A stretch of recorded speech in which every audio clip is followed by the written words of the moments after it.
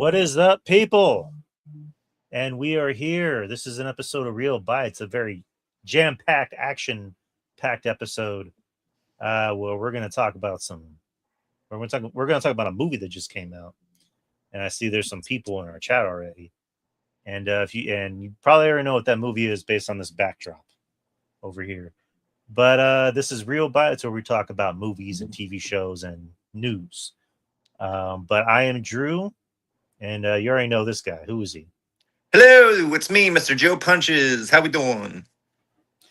And joining us tonight for this amazing, spectacular show, superior show, even is you know him. We all love him. I certainly do. You might have heard him from The Experience, Friendly Neighborhood Marks, but we know him as Little R.J, the Brooklyn Savage. Hey, yo, what's going on? Not much, RJ. How you been? I've been great. Living day by day. That's all you can ever do. Crawl before you ball. Yeah, you're definitely not wrong about that. But I see Chris Matthews in the chat already. He already saw it, and he loved it. The question is, did we love it? Spoilers. Spoilers. I loved it. Me too. I heard that. Nice. So, although I do have some nitpicks. Yep. But they're very minor. Very minor. Me too. And I pretty much think it's the same thing too. Yeah, a lot of my criticisms. I'm going to. Yes. So, Brand New Day in the MCU is supposed to take place 4 years after No Way Home. And as I would just suggest maybe watching the replay or just go to one of those two live feeds. But sorry, guys. But anyways, spoilers. So as we all know, No Way Home ended with Peter pretty much telling Doctor Strange, just make everyone forget who I was, because all these people, all these random Spider-Man villains are trying to break through into our reality. So the best way to really take care of them is to cast a spell and make everyone forget who I was. Yep. Okay, Coco is saying that things got better. Awesome. Now we have to talk about that ever again. So now the whole world doesn't know who Peter Parker is. They know who Spider-Man is. Yep. But they have no idea who Peter Parker is. Peter has nobody. He has no girlfriend. He has no best friend. Aunt May's gone. Doesn't have the Avengers. Doesn't have Tony. Doesn't have Happy either. So He's on his own for the first time. And hence goes with the title Brand New Day. So as we see Peter in the beginning of the movie, I like the intro where they put the studio's intro, but they put Peter and Spider-Man in it, but they pretty much erased Peter from existence. Where it's like, yeah, Peter, nobody fucking remembers Peter. Not even the Marvel Cinematic Universe. Right. I don't remember that dude. But so as we see Peter, he's on his own. He's in his own apartment. He has this. I guess he asked permission from the landlord if he can move upstairs. Oh, Chelsea Green one, yay! And which, okay, we'll get to our nitpicks at the end. I'm going to save all that, but he has all this technology where he has I guess there's his own spider tracker app where he's tracking. Well, not necessarily a spider tracker app, but he's tracking crime in New York. like pretty much like a police tracker app, basically. Yeah, and literally the only person he communicates with is an officer by the name of Jean DeWolf, who technically doesn't know who he is. She just knows that she's talking to Spider-Man, and it's the actress from The Bear, who her name escapes me at the moment, but I think she's great. She was only in the movie for a limited amount of time, but when she was on, I thought she was really good. She's a good amount of time. Yep. Yeah. To which I know there's speculation that she might have been Miles Morales' mom. Yep. But in the beginning, yeah, but she's Jean DeWolf, and she was good. And RJ, are you you read more comics than me? Are you familiar with Jean DeWolf? Oh yeah, of course. It's a big story surrounded around Jean DeWolf in the comic books. Right. She I gets heard she killed was a by a very partner. important character. Oh yeah, gets killed by a partner, Sin Eater. Yeah. Damn. Very big story. I don't know if they're gonna. I don't know if they're gonna go that dark, but and Sin Eater is like bottom of the road villain, but like Spectacular Spider-Man kind of leaned into it a little bit. I was kind of. It's kind of like, whoa, they really picked this lady because like she looks like she's pretty up there in age, you know. But because Jean DeWolf is usually depicted kind of young in the comic books, a little bit younger. Right. So I don't think they're gonna be going that dark here with the storyline. But yeah, Jean Never DeWolf know. is a big part of Spider-Man's life in the comic books. That's one thing. One character addition I did like is that they had that one Spider-Man character that I'm glad they really added to this because that's part of my nitpicks. I ain't gonna hold you up, but yeah, go ahead and continue, man. So yeah, basically they communicate with each other. While that's happening, he's keeping, you know, it sounds weird to say keeping tabs, but he checks in on Ned and MJ, and they're in MIT, and there is kind of a shortage of like a short passage of time because in the last movie they got accepted in MIT, and in the beginning of the movie he's I guess watching like their first semester, first year, and you know over time Ned was even growing like a soul patch. I love that. It was just a little thing. I laughed at that part. I was like, oh, I like what they're doing here. Yeah, that was great.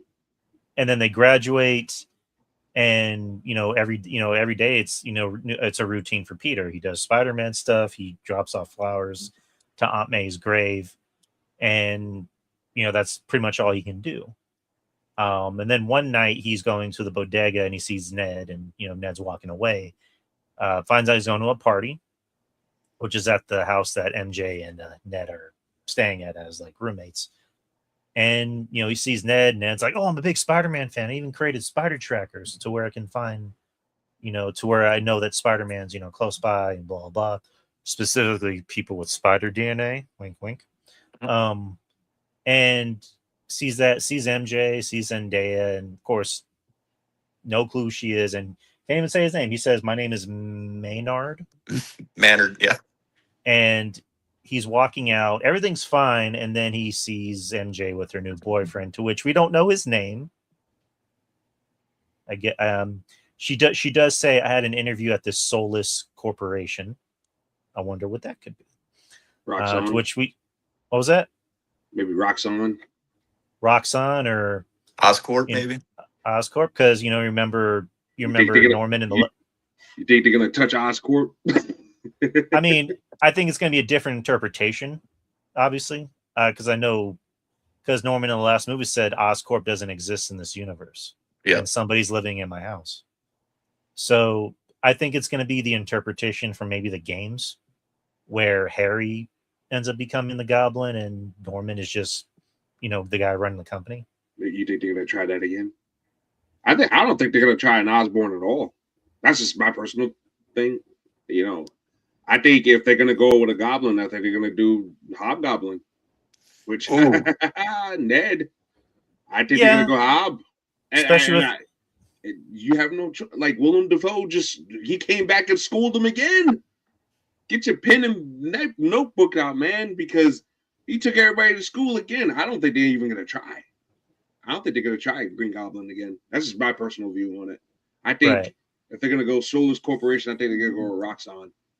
Which you're right about that, because they've been talking about Roxxon since Iron Man, and they've never touched on it again. I think they're waiting for a big villain to represent that. Right. Mm-hmm. They cut me because they brought up Roxxon on Wonder Man, which we'll talk about Wonder Man later.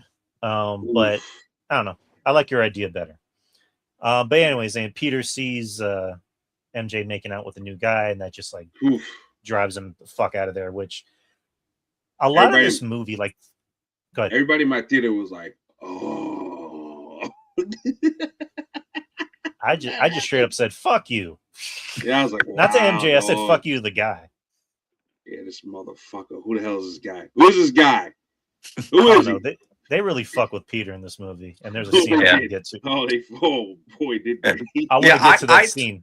I thought in this moment when like he is running through on rooftops in the rain, I was like, and I think he might be heading this direction where he just jumps. I was like, is this his Hulk moment?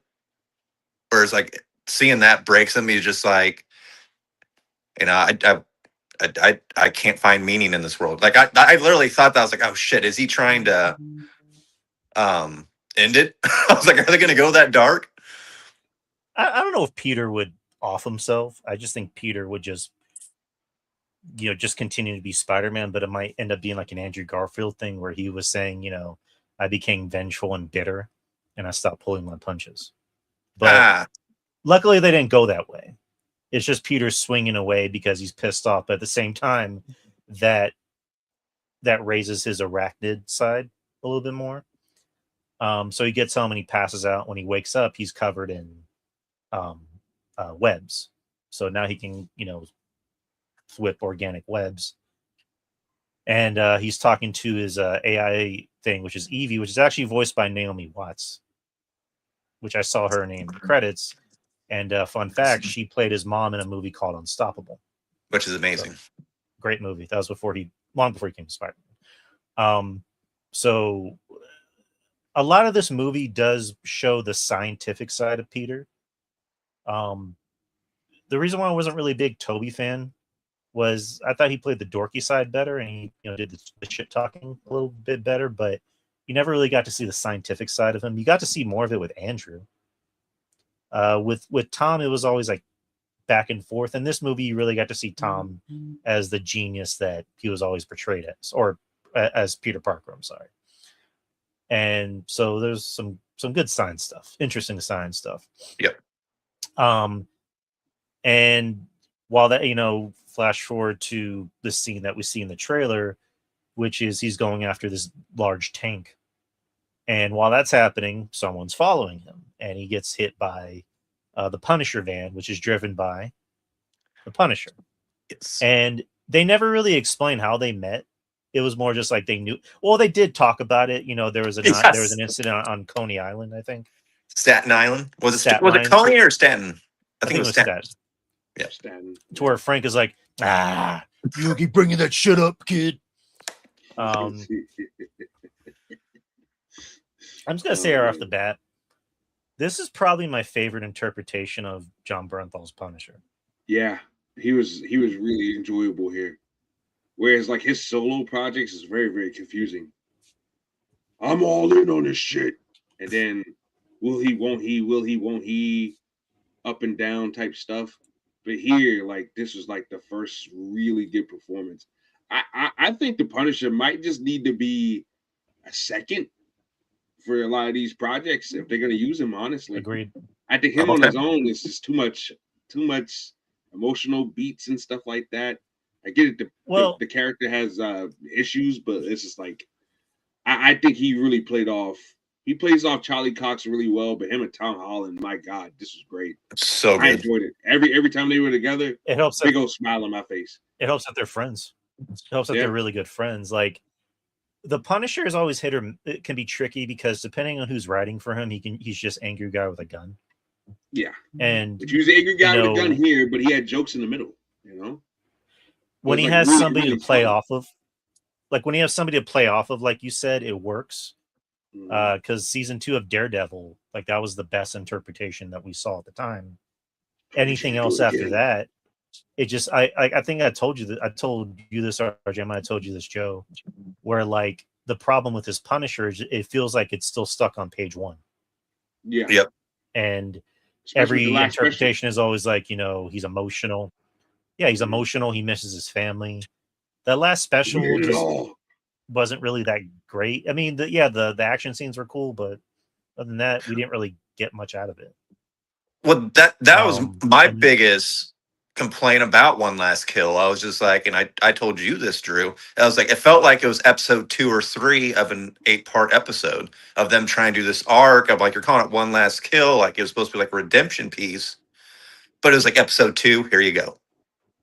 Yeah, and that was my main knack on that. I will say, this did feel like that same Punisher, obviously with some tweaks, but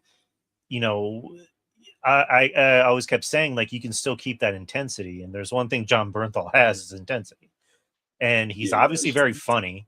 They didn't try to make him look like a bitch. I mean, there's a scene with the Hulk where, you know, he's like, I'm trying to help you, kid, and Spider-Man's like, this is above your pay grade. That's the Hulk. Oh shit! Like, they made it look realistic, where like the Punisher just has weapons, and that's the Hulk. He's like, oh shit, that's the Hulk. And just little things where, like, you know, they're arguing, and Spider-Man's like, you're just trying to get out of fighting the Hulk, are you? Yeah. So I thought he was great in this. I really liked the back and forth between them. I also thought they had good dramatic scenes, especially at the end, which we'll get to. But yeah, like, you know, Spider-Man's like, what the hell, Frank? You almost killed me. Yeah, quit your whip. And then he's like, you can't just go around solving your problems, you know, like, shoot anybody. What do you think's in that tank, dum-dum? And, you know, that's where it kind of takes off, and then he like kicks Punisher out of his van, and Punisher's about to say motherfucker, and then he whips him on the mouth. He's like, I'm gonna kill They should have gave it to him. You can drop one F-bomb in a PG-13. They should have gave Frank one. Not in the Spider-Man movie. I know, but the kids. Nah, I don't think he's doing that with kids. Now, if this was a Batman movie or something, maybe. What's another movie you can probably get away with? You probably could get away with that with an Iron Man movie if Iron Man was still around. X-Men, maybe X-Men, yeah, for sure. I mean, they said fuck a couple of times at X-Men, especially back in the day. So I mean, not true. Movie. Kids, major draw for kids. I don't see it. I was surprised he said shit so many times the way he did. He said shit, like, goddamn. Yeah, he said like shit like at least like 15 times. I was like, wow, they're just letting shit roll. Quite literally. I like when Spider-Man's talking about like scientific equipment, and Punisher's like, man, you got some mouth on you, kid. I got all that shit. For what? And then MJ goes, bombs. Bingo. And then again, the chemistry between MJ and Punisher, because MJ, this interpretation, she's kind of a weirdo, and she understands Punisher. Like when Punisher's like, I got one rule in this house: you don't touch my shit, you don't look at my shit, you don't open my shit. So 3 rules then. I can see why you like it. I'm gonna put on some pants. Don't touch my chili. The Punisher is so good. And again, the movie takes off from there, and you know that tank is going through damage control, and like we saw in the trailer, Spider-Man opens the hatch, and it's an old woman who obviously can't drive it, can't shoot the weapons, and you just see a bunch of jumping. The one comparison I heard from this movie that I kept thinking of, that I was like, this movie reminds me of something, and that was Fallen, the Denzel Washington all that too movie, which is a good one, by the way.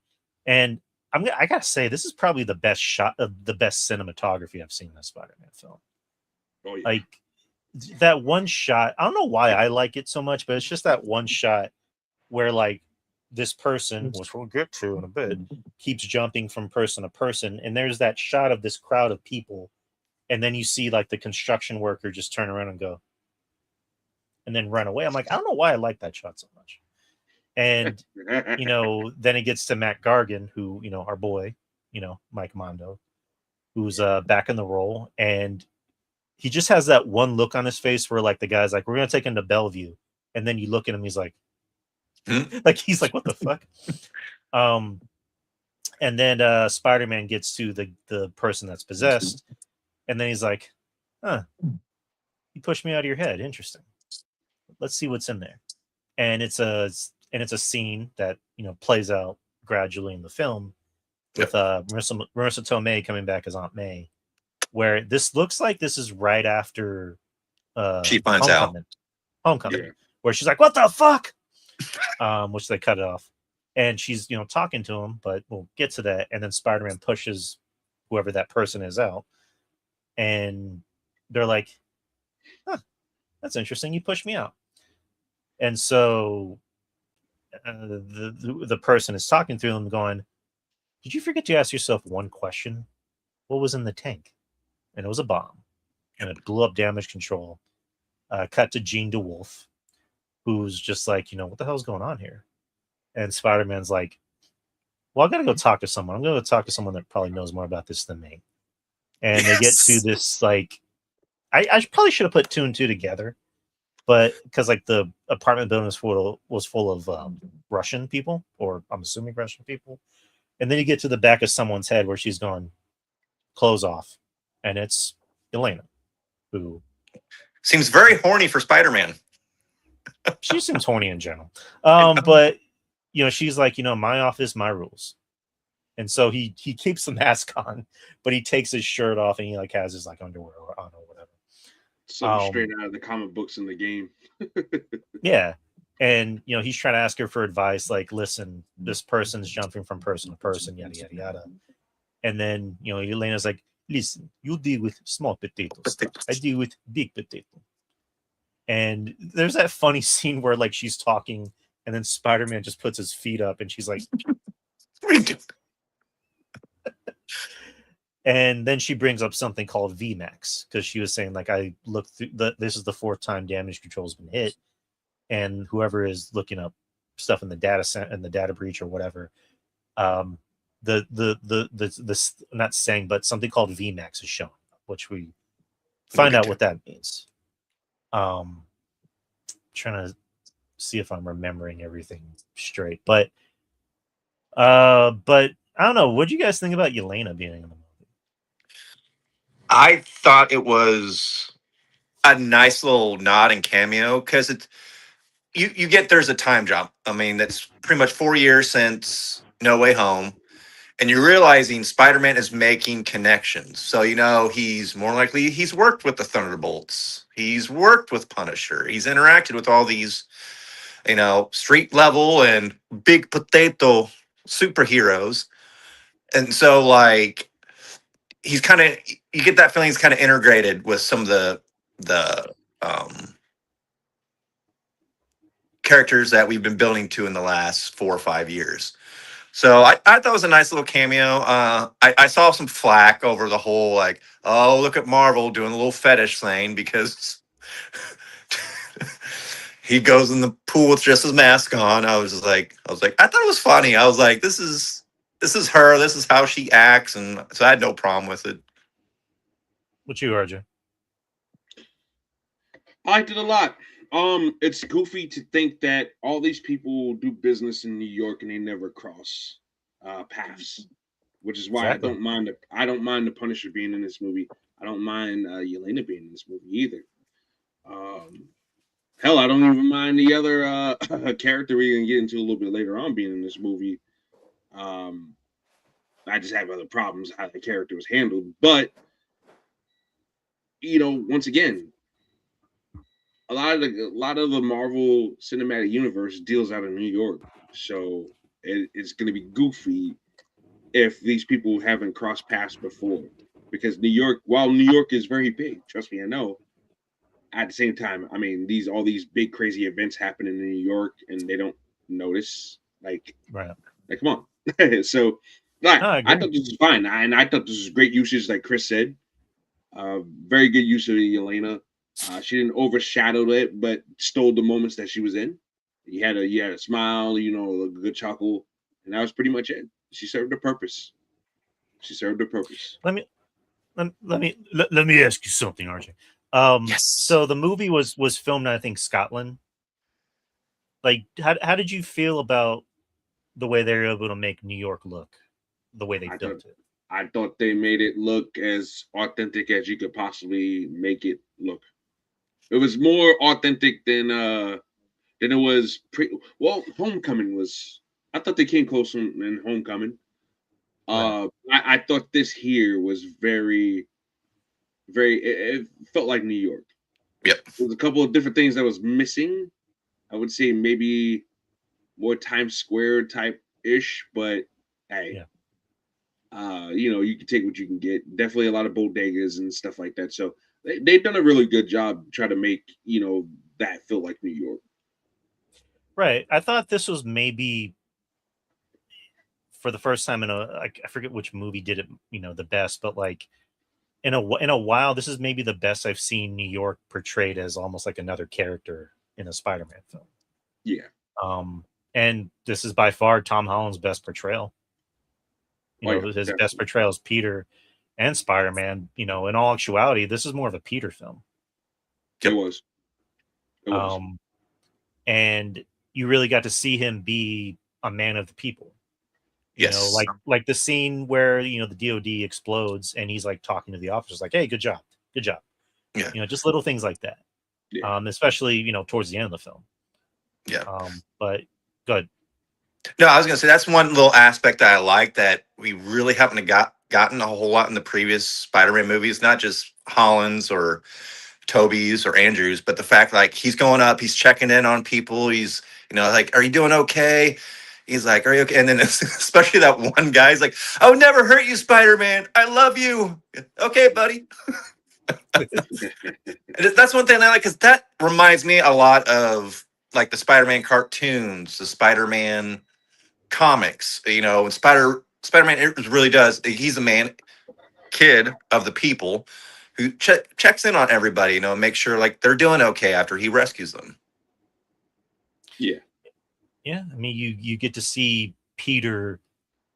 He's going through a lot of shit, but he still doesn't lose who he is, which is he's a good person. He's a very polite, caring person. He's just dealing with a lot, and that's kind of the message in this film, is that you don't always have to do it alone.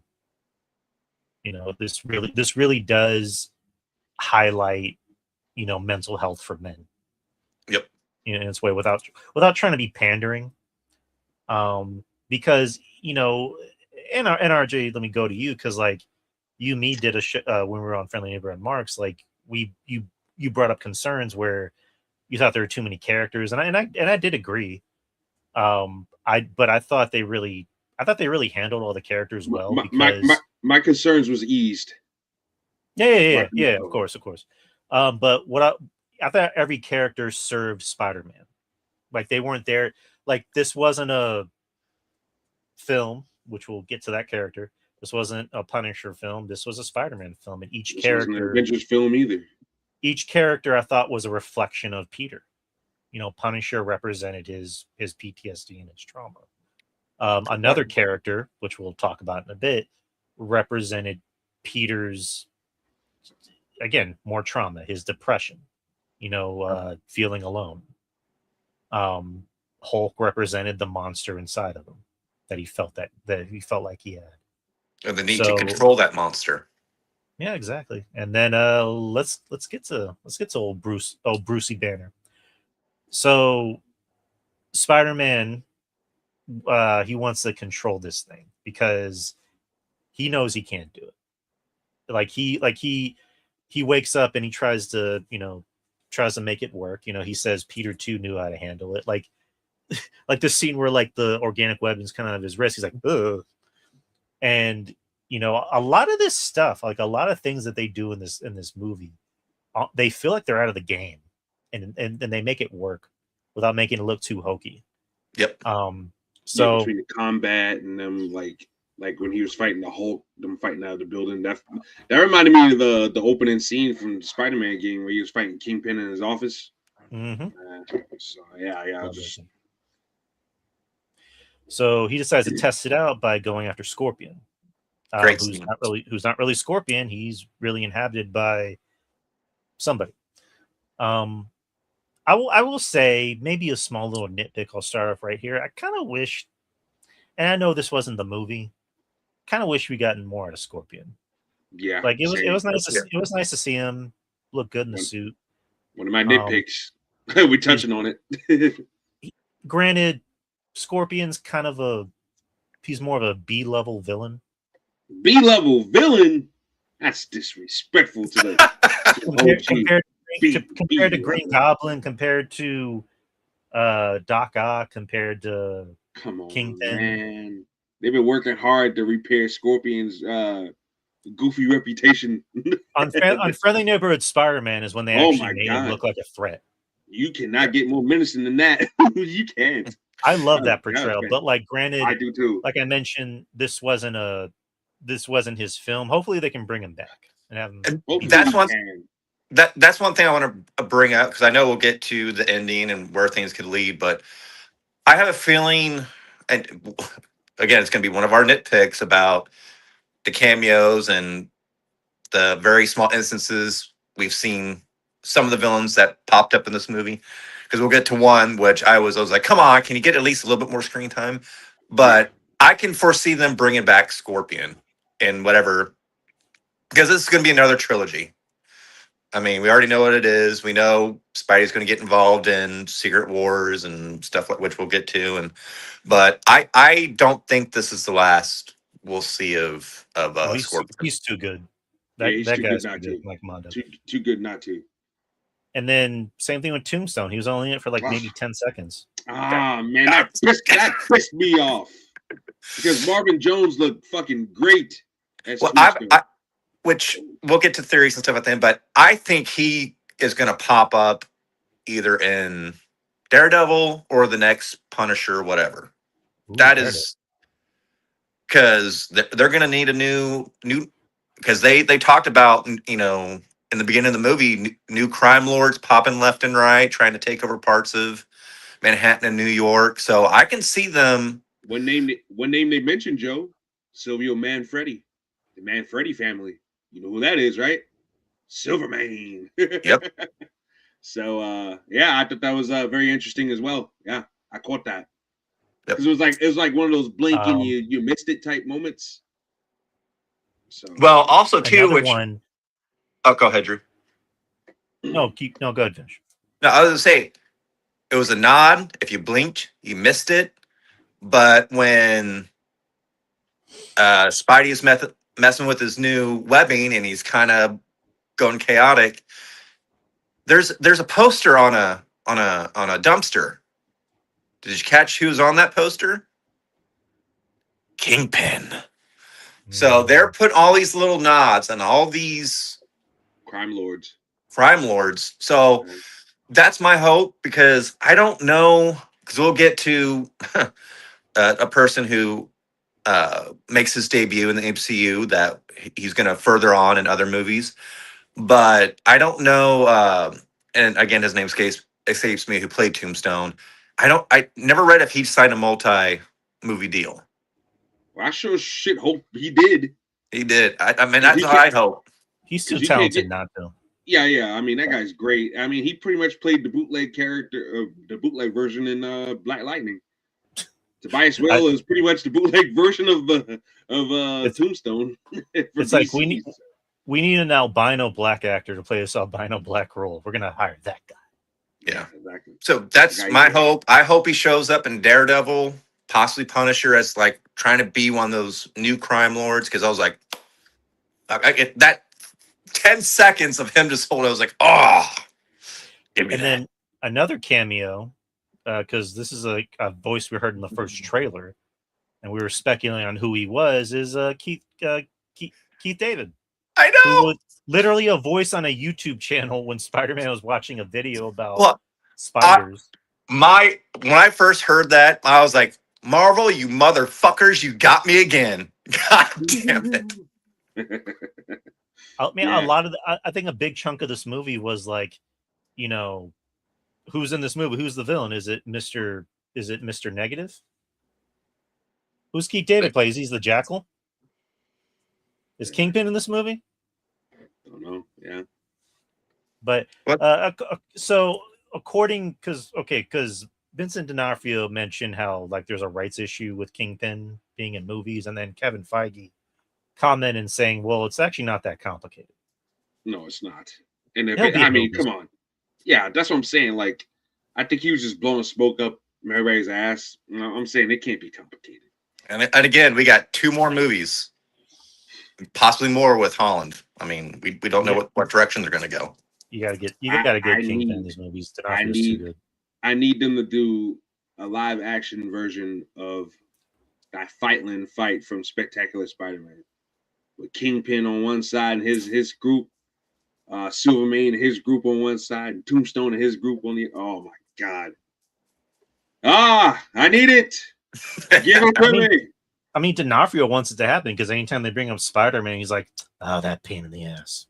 Yeah, no, he needs to be. He needs to be. You can't do like no. We gotta. That's what I'm saying. Like after this, after all this is said and done, we need to focus on Spider-Man's villains. Okay. Yep. Like Yeah. I get this one. It was a Peter Parker story, so maybe a big villain wasn't necessary. It was a cautionary tale of what Peter could be if he let his rage and let his darkness get the best of him. Let the good aspects of Peter Parker slip away from him. It was a cautionary tale, so I get it. I get where we're going. But man, we need villains. We need villains next film, man. That's my main nitpick. Especially with those Sony Spider-Man less movies failing, so now they can bring those in and tell proper stories. Yep. Stop playing with me, man. We can get a properly done Venom story. A properly done Kraven the Hunter too. You know, finally a good Rhino too. You know, a good Rhino, a good Morbius. Oh, you mean to tell me you wasn't a fan of Morbin Time? No, I don't know what Morbin is, and I don't want to know. I don't know what you guys are talking about. That movie doesn't exist. and neither does Jared Leto because he's a creep apparently. But anyways, let's jump. He's going down. He's going down. He went down all right. Yeah, he did. That's unfortunately. That kind of grossed me. No means no, people. But anyways, Peter goes to the fight with Scorpion, who Scorpion is possessed by this antagonist, and he's like, "You think I'm Scorpion?" And you know, he has Spider-Man pressed up against like a mailbox, and he's just like doing this, and then that's when Peter taps into his arachnid side, like his eyes turn black, and then he just beats the ever living dog shit out of Scorpion, but inadvertently throws him at this police car. And, you know, he almost killed an officer. And then that's when, you know, Peter kind of, Spider-Man kind of snaps back where he's like, you know, are they okay? Are they okay? And Jean DeWolf's like, listen, you gotta get your shit straight because I can't protect you. You know, or if something happens, I can't protect you. You gotta fix whatever's wrong with you.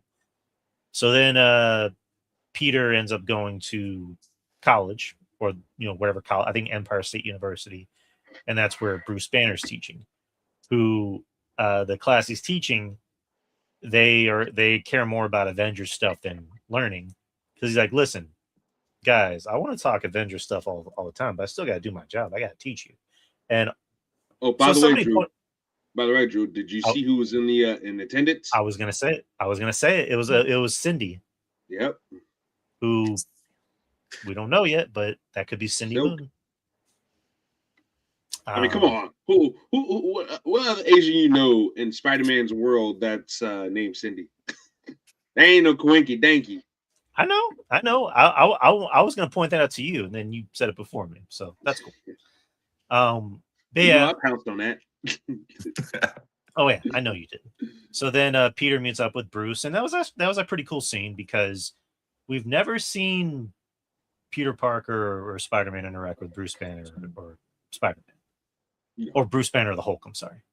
Right. And again, that was when the science stuff kicked in to where Peter's like, "Is there a device I can use that could harness, like, keep the good stuff but take away the bad stuff?" And Bruce Banner's like, so basically you want an inhibitor to kind of take away the bad aspects of you. That's dangerous.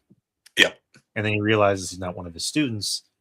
And so again, a lot of this movie is set up for the future of the MCU for a certain. We'll get there. We'll get there. We'll get there. And Spider-Man almost seems like, and pretty much Spider-Man is the reason why it's happening. So yeah, Spider-Man creates his inhibitor, which for the moment brings his arachnid side even with his human side. And so he's testing it out, and then the arachnid raises again, and he ends up pretty much blowing more organic webbing out of his body. And then you see this random guy come up, and he's like, "Hey, Spider-Man, you good?" It's like, "Yeah, thank you." "Yeah, you trying to contain that monster inside of you?" And I don't know who that actor is, but he was really good.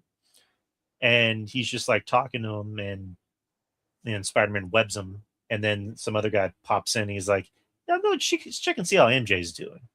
And then this random dude just goes, "Try to catch me," and then he gets hit by a car, and I'm like, So we're not gonna check and see if that dude's dead. I know. He's dead. At his age and at this stage, yeah, he's dead. He dead. Yeah, a lot of questions for a certain character, but we'll get to it. Yep. Yeah, I know, right? And so Spider-Man is basically flying to MJ's apartment to try and get her.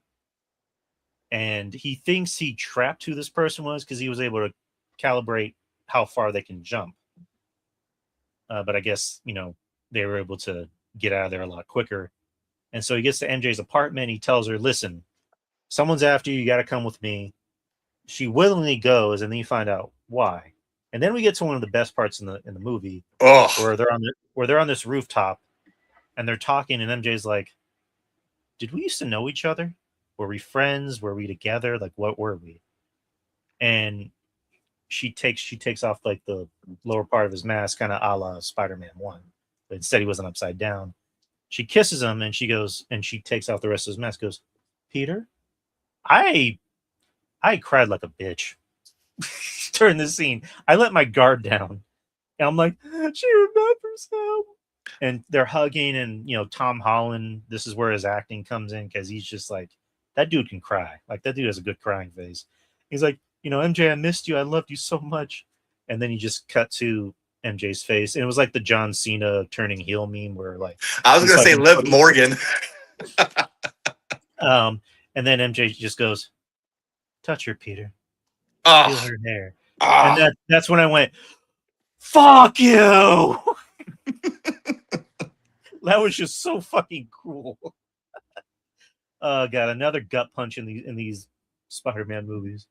You had the Michael Keaton reveal in Homecoming, which that was a gut punch. And then 2 was the Mysterio. Well, the Mysterio wasn't really a gut punch, but I guess the post-credit scene where Jameson came out and he played the footage of Mysterio going, Spider-Man is Peter Parker. And then the 3rd one where Aunt May dies. And then this was just cruel. Yeah, this was. And thing is too is when he first hugs her and he starts going to. At this point, I'm going, this is getting a little bit too good to be true. I was like, I'm pretty sure I still got half a movie to watch. I was like, and then she says, touch her, Peter. I was like, God damn it. Yeah. RJ, what'd you think about that? It was too easy. I was like, man, anything that comes easy comes with an issue. So as soon as she was just out of nowhere, just breaking it down, I'm like, that's Jean Grey. She started to have me for a second, but then when she was kind of laying it on, do we used to know each other? And Peter, oh my God. I was like, yeah, nah, that ain't her. That ain't her. They had me for a slight second, but when she started talking, I was like, yeah, nah, too easy. Too easy. This ain't gonna happen. That's not how they're gonna do it. This is not how they're gonna do it. Which I'm happy.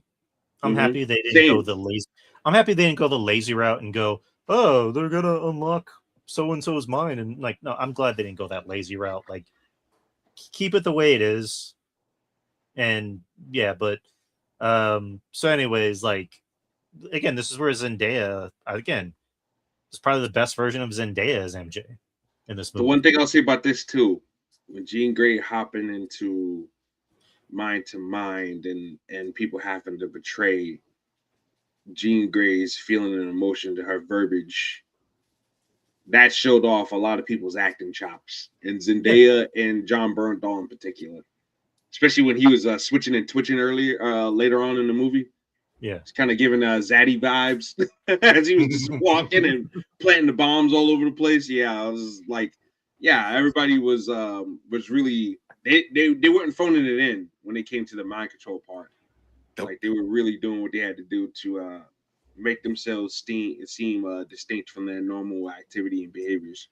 Right, but just that scene in particular, you got to see Zendaya just be evil almost, where she's like, I read that letter. It was good. A little bit too much, but it was good. And pretty much like she was like saying, don't mess with me because everyone else won't be the only one that forgets Peter Parker. Or maybe you can write yourself a letter. And Tom's just has this angry face with this one single tear, like, you're a monster. Yeah. And then he like grabs her by the throat, like, get out. And she kicks him. and then she falls off. I'm like, are they gonna kill MJ off? I was like, I know, I was like, is this gonna be another Andrew Garfield moment? Or he just like, oh fuck. Yeah, they had me. And then, of course, Tom saves her. And that's when the dude who's driving the person around, which RJ already said who it is. It's Jean Grey. We know it's Jean Grey. Yeah. I was trying to keep it cool until like the big reveal.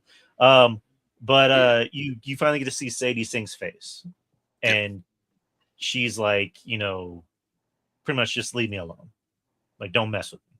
And so she's going off to Empire State University to visit somebody. And so Spider-Man ends up he's able to get like a visual of her face in his like system thing, and so he ends up swinging to the only place that can keep her safe, which is pretty much the Punisher's lair. Yeah. Who the Punisher's like, who the hell are you? And MJ's like, who the hell are you?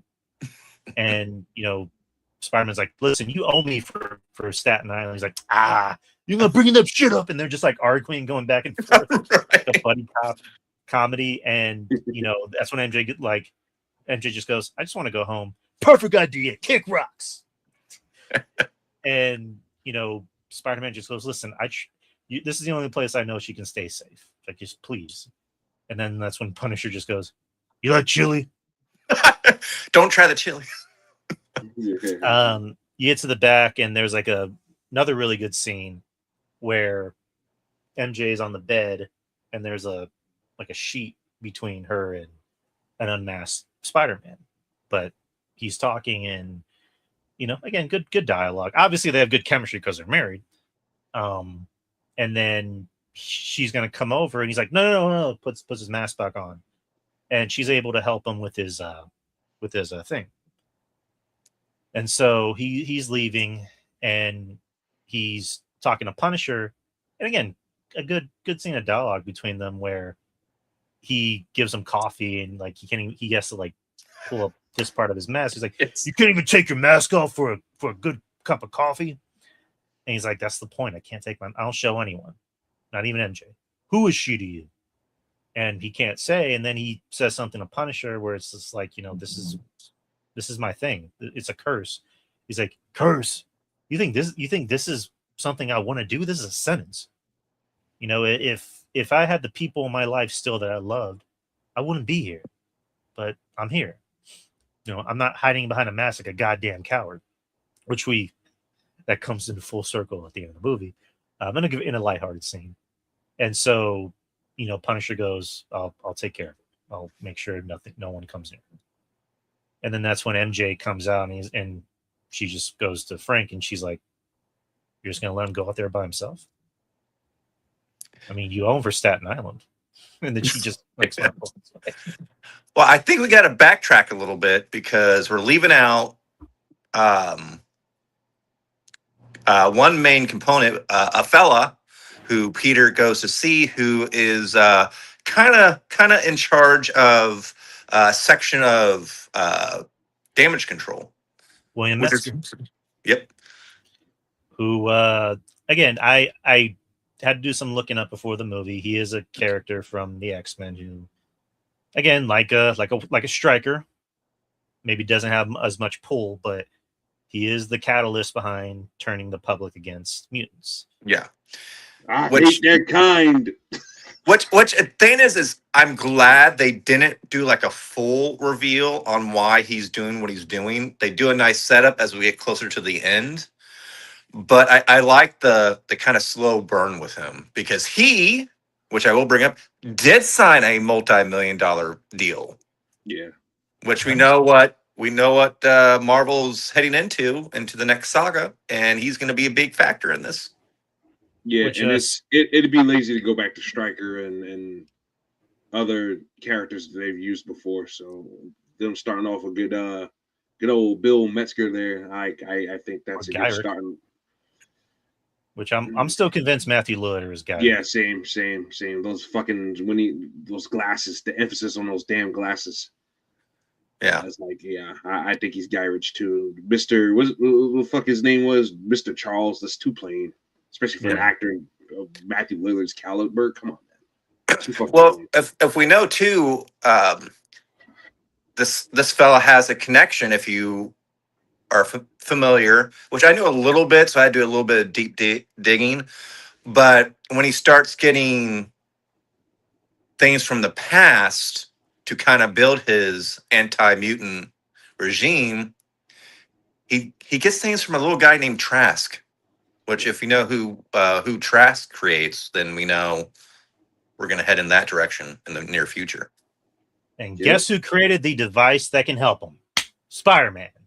You fuck. I know. I cannot wait to dive into that more. But I want to make sure he brought up that Peter does go to damage control and meets the guy who's like, oh, we got this person that I saw the tapes. You're able to kick her out of your mind. And then also I skipped over another scene. So we do find out that Sadie Sink is Jean Grey. To which, to the surprise of nobody.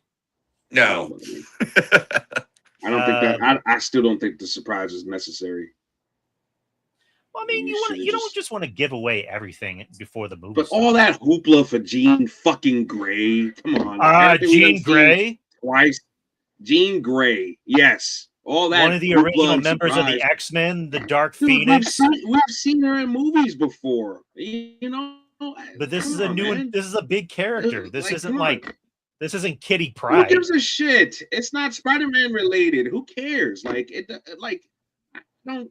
I still don't see the big hoopla for the big surprise. I really don't get that, especially in the Spider-Man movie where it's not needed.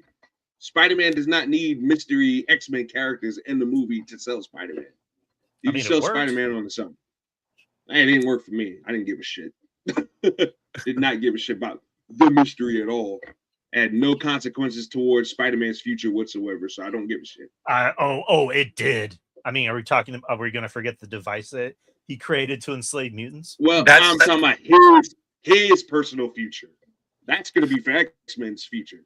That's going to be for the X-Men to fucking decide or whatever. You know what I'm saying? That whole inhibitor device, blah, blah, blah, blah, woody woo. I'm talking about what does that do for people's story moving forward? What does it do for his story moving forward? It makes Not Peter a goddamn thing. It makes Peter look like the villain to the X-Men.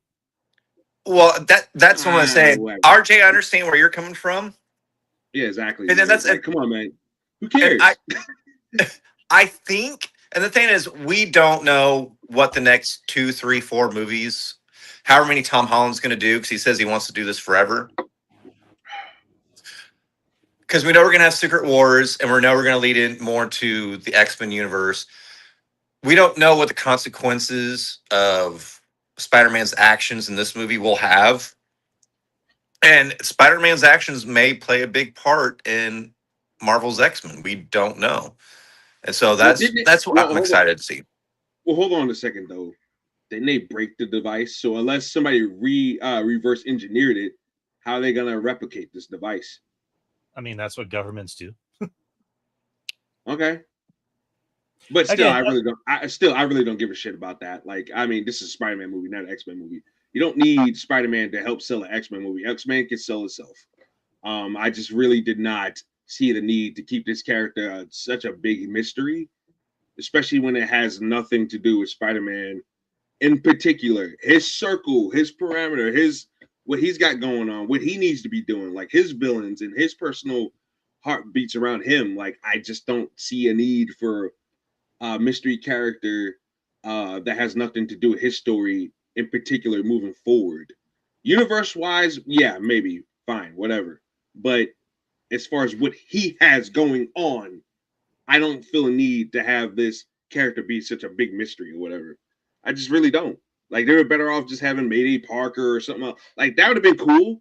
Hi, I'm, Peter 2's daughter, whatever. No, I wouldn't have liked that. I would have loved it because it has something to do with Spider-Man. But it would have been multiverse shit.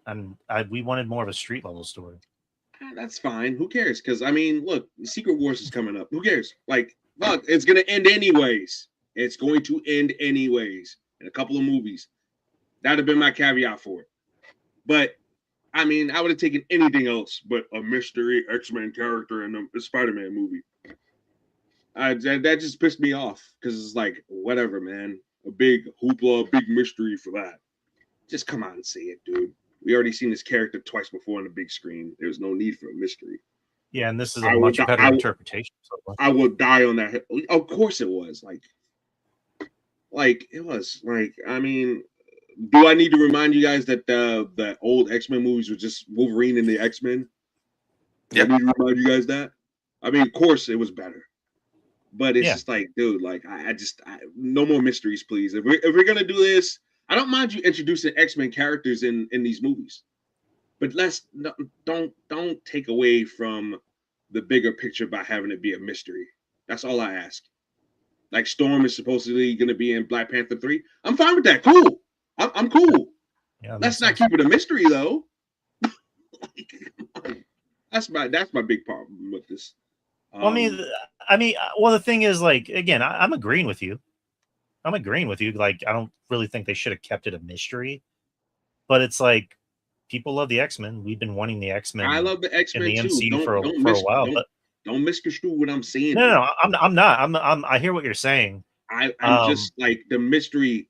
When you have a mystery character like that, and you're not seeing anything about it, she's got to be tight-lipped about it. It better fucking deliver. To me, it didn't deliver because of the fact of, like, you just could have just came out and say who she was playing. Like, that was not worth a mystery reveal to me. Because all of us is like, we knew this. We knew this. Not a big surprise. And it's just like, whatever. We knew this.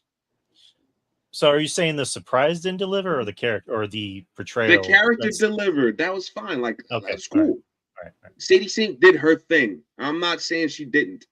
But I'm just saying it didn't have any, like, everybody was literally eye rolling, like, we knew this. Just come out and say it. That's all I'm saying. I got you. Not worth a big mystery surprise, in my opinion. When it happened, I just kind of went. That's what I'm saying. Like, because it just wasn't worth a mystery. That's all I'm saying. Yeah. So you're basically saying if it was something more like, of course, she wasn't the right look for it, but if it was something more like a Black Cat, or which was already rumors about the mysterious blonde in the elevator. If it was something more like that, you'd be like, okay, I'm down for this. Take my fucking money. I'm excited for the sequel. Like, I'm cool with that because that's a Spider-Man character, and nobody saw that. Nobody made that call. Nobody was rumoring that at all. So that's a legit surprise. I didn't see that coming. You got me. I didn't see that coming. I'm cool with that. But it's just like Jean Grey. I mean, who else was she gonna play? I mean, right. I guess that was meant more for the casuals that She's gonna be in really watch trailers or don't really multi picture deal and the Avengers. Who else was she supposed to play? Come on, man. I don't know. Waste. Just waste, in my opinion. Just come out and say who she's playing. She did great, though. She knocked it out of the fucking park. I don't want anybody to get that twisted. The performance was fucking great. The origin story was great. Probably my favorite interpretation of Jean Grey yet. I thought, what's Shorty's name that played her the last time? What's her name? Sophie Turner. Poo Poo. Kaka Poo Poo Wee. And the other lady, with that old drawn out face, looking like a crackhead. Get out of here. I'm good. I heard she was pissed because they didn't invite her back to play Jean Grey and the Doomsday. Good. I want to forget those years, okay? I want to forget that. Get that shit out of here. We got Sadie Sink now.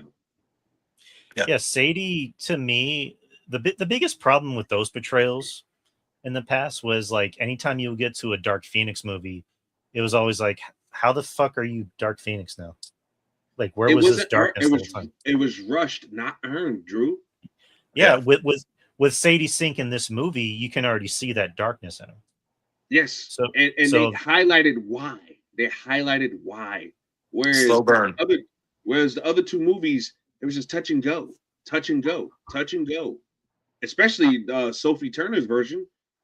That was rushed beyond belief. She's not a good actress. She's not a good actress. I'm sorry. Yeah, I'm sorry. And I mean, guess what? She hadn't been in anything since.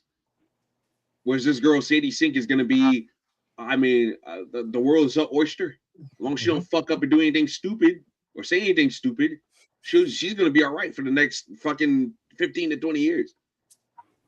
So I mean, great portrayal. My favorite portrayal of Jean Grey. Right. I just want to set that straight because I know it comes across that maybe I didn't fuck with the character and everything like that. But no, I thought she did great. Fucking fantastic. Yeah, she was awesome. Like Sadie Sink, between her and Joe Keery, I thought they were my favorite of the younger actors on Stranger Things. I haven't seen that one episode of that shit. Like I know they were trying to get me to watch that one time. I fell asleep. Right, but yeah, Sadie I thought was really good on that show, and I thought she was really good in this movie. I thought it took a while for her to kind of find her stride in the movie because there was a point where we get to damage control, and she's on the walkie-talkie, and she goes, "This is Jean Grey." I'm like, I don't know if I like that delivery. And then over time, she really starts to pick it up. I'm like, oh, okay, I'm liking. So yeah, we get to Empire State University. We get to damage control, and shit is fucked. Like, the entire building is fucked. You know why? And Spider-Man finds Jean, and he goes, "Jean," and she goes, "Oh, you looked me up. I'm blushing." And he ends up fighting the wrist inhibitor that Bruce Banner had, and all of a sudden you see Professor Hulk pop up and just knock the shit out of Peter. And for a while they're kind of going at it back and forth, and then that's when the Punisher comes in with the gun. He's like, he's doing that yelling thing. Fucking love that scene. Oh, like I popped so loud when they went into slow mo, and you just see Pern go. Like I was like, oh fuck! You just hear the shots firing off. Everybody was like, "What is going on?" And then that's when he gets you could tell there's a lot of people that don't watch the Punisher. Mm-hmm. To be fair, it was a lot of kids with their with their parents and stuff like that. So a lot of the kids were like, "Mommy, why is he screaming and carrying on like that?" And I one of the children was like literally asking that question verbatim, and I was like, I said, "That's kind of what he does." And yeah, it was dope. Like they didn't. One thing I'll say is like, yeah, of course they calmed him down for the PG thing, but he still let him still be his chaotic, violent self. Yep. And there was that thing I liked between him and Spider-Man, which is different from him and Daredevil, where Daredevil doesn't kill, but he's still gonna beat the fucking dog shit out of people and like break their legs. Spider-Man is more just like, I'm gonna web these fools up and I'm gonna leave them for the police. Like, at the end of the day, he's a kid, even though he's like 22 and Tom Holland's like 30 in real life. But for Spider-Man, he's kind of been sheltered. He's lived a very sheltered life where he's kind of been away from that. So he doesn't know the world of Frank Castle. So Frank Castle's like, listen, I'm going to do what I'm going to do. And you need to like make a goddamn decision. You got one decision to make. Yeah. And, Spider-Man's like, I'm not going to do it. I don't want to do it. And which so, I thought that was a great take, because even Punisher is like, when it gets to that point where Frank tells Spidey, is like, I'm gonna take her out, and Spidey's like, you can't kill her. He's like, you gotta make a fucking stand, man. It's like, you gotta sit there and decide, basically the greater of two evils. Like, what are you gonna do? Like, right. Frank's willing to. He doesn't go there, but he's saying, I will go there, which will lead up to a certain point. And then Jean ends up taking over Frank's mind. There was kind of a funny bit where she's like, whoa, this guy's got issues. Yeah. And then it cuts to Punisher, who's inhabited by Jean, and he's of course walking like a teenage girl or whatever. And he goes, have fun with that, Peter. Just that delivery from Jumper. It shouldn't have been funny, but it was. And then it just cuts to him like planting the bomb and just making this face like. So while that's happening, Peter's trying to get the inhabitor on Bruce Banner while he ends up calming down, but it's not he's working. Still fucked. He's still fucked up, and then he ends up turning into Grey Hulk, and he's like bigger and taller. Even Spider-Man's just like, I didn't know you can get that big, and so they fight, and that's kind of a cool scene because we haven't seen Savage Hulk in a while, and of course he's beating Peter's ass to the point where he like has his head like right here. And then, you know, Spider-Man's like, Hulk, like, Bruce, it's me. It's Peter. And there's a comic where everyone forgot who Peter Parker was, and Hulk, you know, remembers him. And Hulk's like, Banner forget Peter, Hulk don't. So that was in the comics. That was kind of cool. And so Hulk ends up falling off the building, and of course he goes back to being Bruce. And it's sad because they're taking him away, and Bruce is like, did anyone get hurt? Is anyone hurt? Like, he just got his life back together. He's a teacher at a university, and now that's not a thing anymore because another person with psychic abilities decided to fuck with him. Think not even his fault. He was minding his own goddamn business. Yep. Which I thought this was a nice, because Smart Hulk got a lot of shit when it came to Endgame. Not a lot of people liked Smart Hulk. So I thought this was a nice little redemption for him. We don't know what direction, if any, they're going to go with Bruce Banner / the Hulk in future films. But the fact that they stuck him in a fucking insane asylum, I mean, Jesus Christ. Or mental hospital. I shouldn't say insane asylum. They stuck him in a mental hospital. I mean, we do know one mental hospital in the Marvel Universe, Ravencroft. Oh, boy. Yep. So, cut to, or no, let me kind of backtrack a little bit. So Jean is in the vault where she finds Metzger and his guys, and then the Punisher, who she pretty much has like under mind control. And she's like, you know, where is she? You know, where's VMAX? And then Metzger's like, I have no idea what that is. And so Spider-Man ends up getting back, and he puts the inhabitor on the back of Jean's neck, and then the Punisher comes out of his spell. And while before Jean passes out, she goes, Sarah. And so when they're outside and Spider-Man's talking to Metzger, he's like, does the name Sarah ring a bell to you? And then he goes, you know, she got in my mind, and, you know, Sarah was a coworker that, you know, used to be here, and she passed away. And so Spider-Man, he flies back to, we'll get to that. Spider-Man flies back to the Punisher's lair. He's about to tell MJ, hey, everything's good. And then he stops, and then MJ's reading the fucking letter. Because Spider-Man left the letter there. And I just went, fuck! She's going to find out. And she's like, so you knew about this the whole time? You didn't tell me? Take off your mask. And then you know, he ends up taking off the mask. And he's like, I have a right to know what happened. And she, you know, he tells her, and she goes, listen, that girl that you loved, I'm sure she loved you and she sounds great, but that's not me. Because I don't have any memories of you. I don't love you. It's just like, oh, they're just getting my boy. That's this whole movie, man. I know. I was just like, oh, this feels like high school. I was like, ouch. Oh man. You know what I said? Again, I said, yay! You wanna know why? Because Spider-Man, there's more fish in the sea for you, buddy. You ain't gotta be hung up on the MJ tree forever. It's hard. RJ, I'll agree with that. This opens the door so much more for things in the future with, again, Black Cat. I do not think they're going to go the Gwen route, just because we had that with Andrew. So I pray to the Sony gods, give us Black Cat. Yeah, that's what I want. I'm glad it didn't crack this spell. Like, yeah, over time I want them to remember, but for right now, let's explore different avenues here, because Spider-Man, it's more than just Ned and MJ. Like, he's got way more friends and way more girlfriends. Like, come on, man. Which that again, and that brings me back to there are several moments in this movie that bring me back to the game. Yeah, for Sony, and this was one of those moments because MJ and Pete take a break, and I was like, oh, please. Black Cat.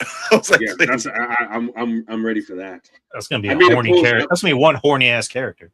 I made a post on Instagram because somebody sent me see me this drawing somebody had a black cat sucking on Spider-Man's thumb and shit, and I was like, this is one of the reasons why they'll never put black cat in a Spider-Man movie, but I still want it.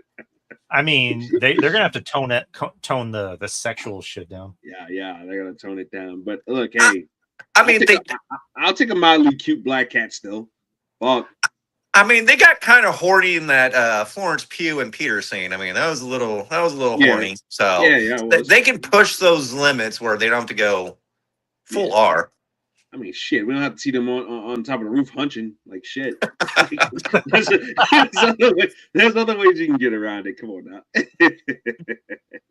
Oh man. So, anyways, you know, she's leaving and she goes, "I don't have a phone. Can you take me home, please?" And you know, he does. I'd be like, nah, you gonna walk. You gonna walk. You broke my heart.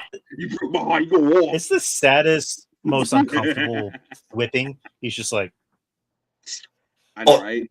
That little detail, especially when it comes to, because he's at this point where he's just using organic webbing, right? Because and he's, what is he? Because it took me for a minute to sit there and try to remember myself, or remember when I was there. I was like, what is he saying to himself when he's sitting there and he's just like, "Go Spider." Like he's saying something to himself to keep going. I was like, I love that detail. It's like when you just got into a fight with your with your significant other and you have to drive back home and it's the most uncomfortable silence ever. And it's like, do you want me to change the channel? Oh, you're still not talking to me? Okay. Like that's what it felt like. And then they get back to the apartment and Ned, you know, he's like, "Oh, there's a Spider-Man close by," and you know, Spider-Man's there, and him and Ned just like, obviously Ned doesn't remember him, but you know, Peter Spider-Man does.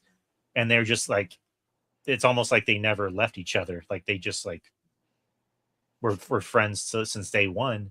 They're like building a what do you call it? A Star Wars, like I'm gonna piss people off. What was that thing called? An X-Wing fighter? Sure. I will say this part, I nerded out hardcore because they quoted Fellowship of the Ring from Lord of the Rings, and I sat there. I was like, so did Betty. I was like, what is this?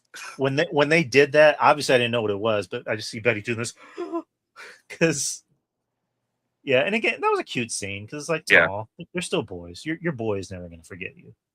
And then MJ, she's drawing, and it goes back to Homecoming, where she's in detention. She's like, "I like to draw people in moments of stress." It's you. Like, and she's drawing a picture of Ned and Peter. I'm like, this is a very heartwarming, nice thing. I like this. And she's saying, "You should tell him. Like, he can take it." And they're talking, and then she brings up something like, "Yeah, whenever she, you know, messed with my mind, I was just at my computer, and all of a sudden I was on the ground." And that's when Spider-Man just goes, "You don't remember anything? That motherfucker lied to me." And so, well, he brings it. He's like, "Hey, just to let you know, she, you know, you kissed me.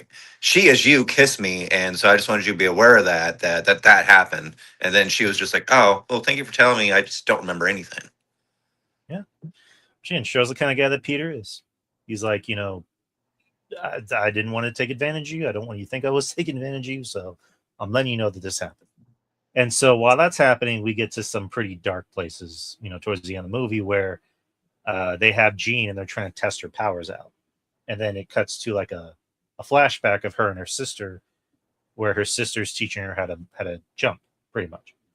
And it's a pretty heartwarming scene. Like, you know, Jean's like, she's looking at the family and going, you know, pretty much, why did our mom do that? You know, if you have kids and they're different, wouldn't you love them? Yes. And so her sister's going to get ice cream, and then that's when she gets taken out by damage control. And then her sister tells her, "Sorry, Jean, I can't let you get captured." And so she ends up messing with her mind and has her, like, you know, going to another part of the park.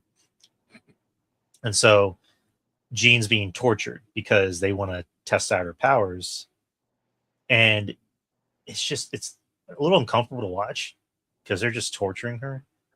And then you get to the big reveal where she's like pretty much on death's door. Yep. And then she like notices this vent above her. And it says like ventilation max, but like the ventilation's ripped off and it just says V max. And she's like, and that's when you go, oh, they killed her sister. And they kept the scrunchie in the fucking room. And then that's when she kind of comes to and she goes, murderer. You guys are murderers. And then that's when her powers really kick in. Yep. They evolve. Setting up something down the line. And so she ends up pretty much possessing everybody in New York. Or like one half of New York, because the Punisher sees like this wall up and he's like, what the fuck?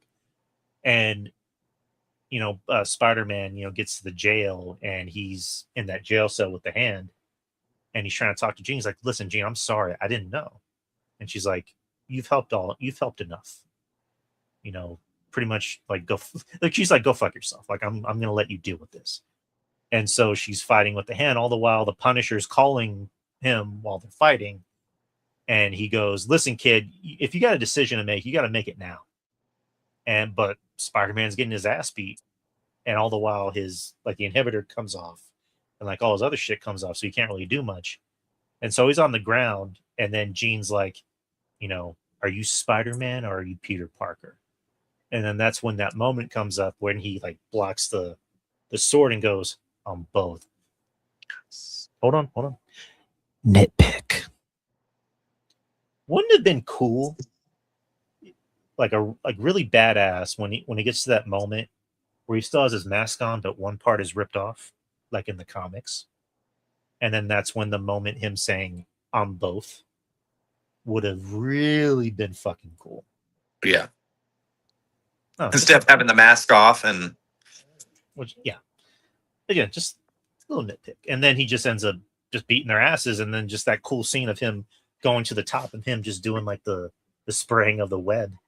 And I like the fact that when that scene ended, they didn't waste any time trying to get an applause from the crowd. He was just like, I webbed everybody up. Now I'm going to go after this bitch. And then he just like flings himself right into the door and finds Jean. And again, Jean's just like, if you like, okay, again, another nitpick. And this is something villains do. I know Jean's more of an antagonist. Well, she's a villain. But she has the guy who's been fucking with her whole life. Why not just kill him right there? Right. Like, I don't like when villains do that, where it's like, I have you, but I'm going to prolong this. It's like, and I'm going to monologue. I don't like that little tiny nitpick. But she ends up getting into Spider-Man's mind. And again, a very heartwarming scene where she sees the conversation that May had with Peter, but she ends up inserting herself in Peter's spot. For Jean, it meant a lot because she, her mother gave her and her sister up. And every adult that she's ever come across has just been a disappointment to her. It's just let her down, has abused her. And so she finally met somebody in Aunt May who just told her, listen, the people in your life that love you don't just love you because you're special. They love you because you're you. And then she gives her this big hug, and it's like, man, tears. And then, Peter comes in and just lets her know, you don't have to do this alone. And Jean goes, I have nobody. And he goes, you got me. And again, heartwarming moment. And the whole time I'm thinking, oh, fuck, Punisher. And then that's when you hear, but Peter's, spider sense, he's like, and then he comes to, and the bullet's coming in, and then he just shields himself right in front of Jean and gets shot. And he's like, I'm all right. And then Jean sees all this blood, like, oh shit. And he's just on the ground bleeding out. Which to me was a nice callback to No Way Home. Yeah. It was very similar to that. And then it cuts to Frank on top of the building, and he realizes what he did. He just has his, again, just good acting with your face, like, oh shit. God damn it, Peter. God damn it, kid. Fuck yeah. And to which I'm thinking, like, because I think, Joe, you said it a few shows back where you're like, what if they kill Spider-Man? I know that. I was like, are they going to go there? But I'm just, and we'll get to that. But yeah, that was my theory, which because you got that very popular comic cover of, I think it was Kraven's Last Hunt, where you see Spider come out of the grave wearing the symbiote suit, and so they didn't go there. I mean, but still, we got the famous scene of Punisher holding Spider-Man.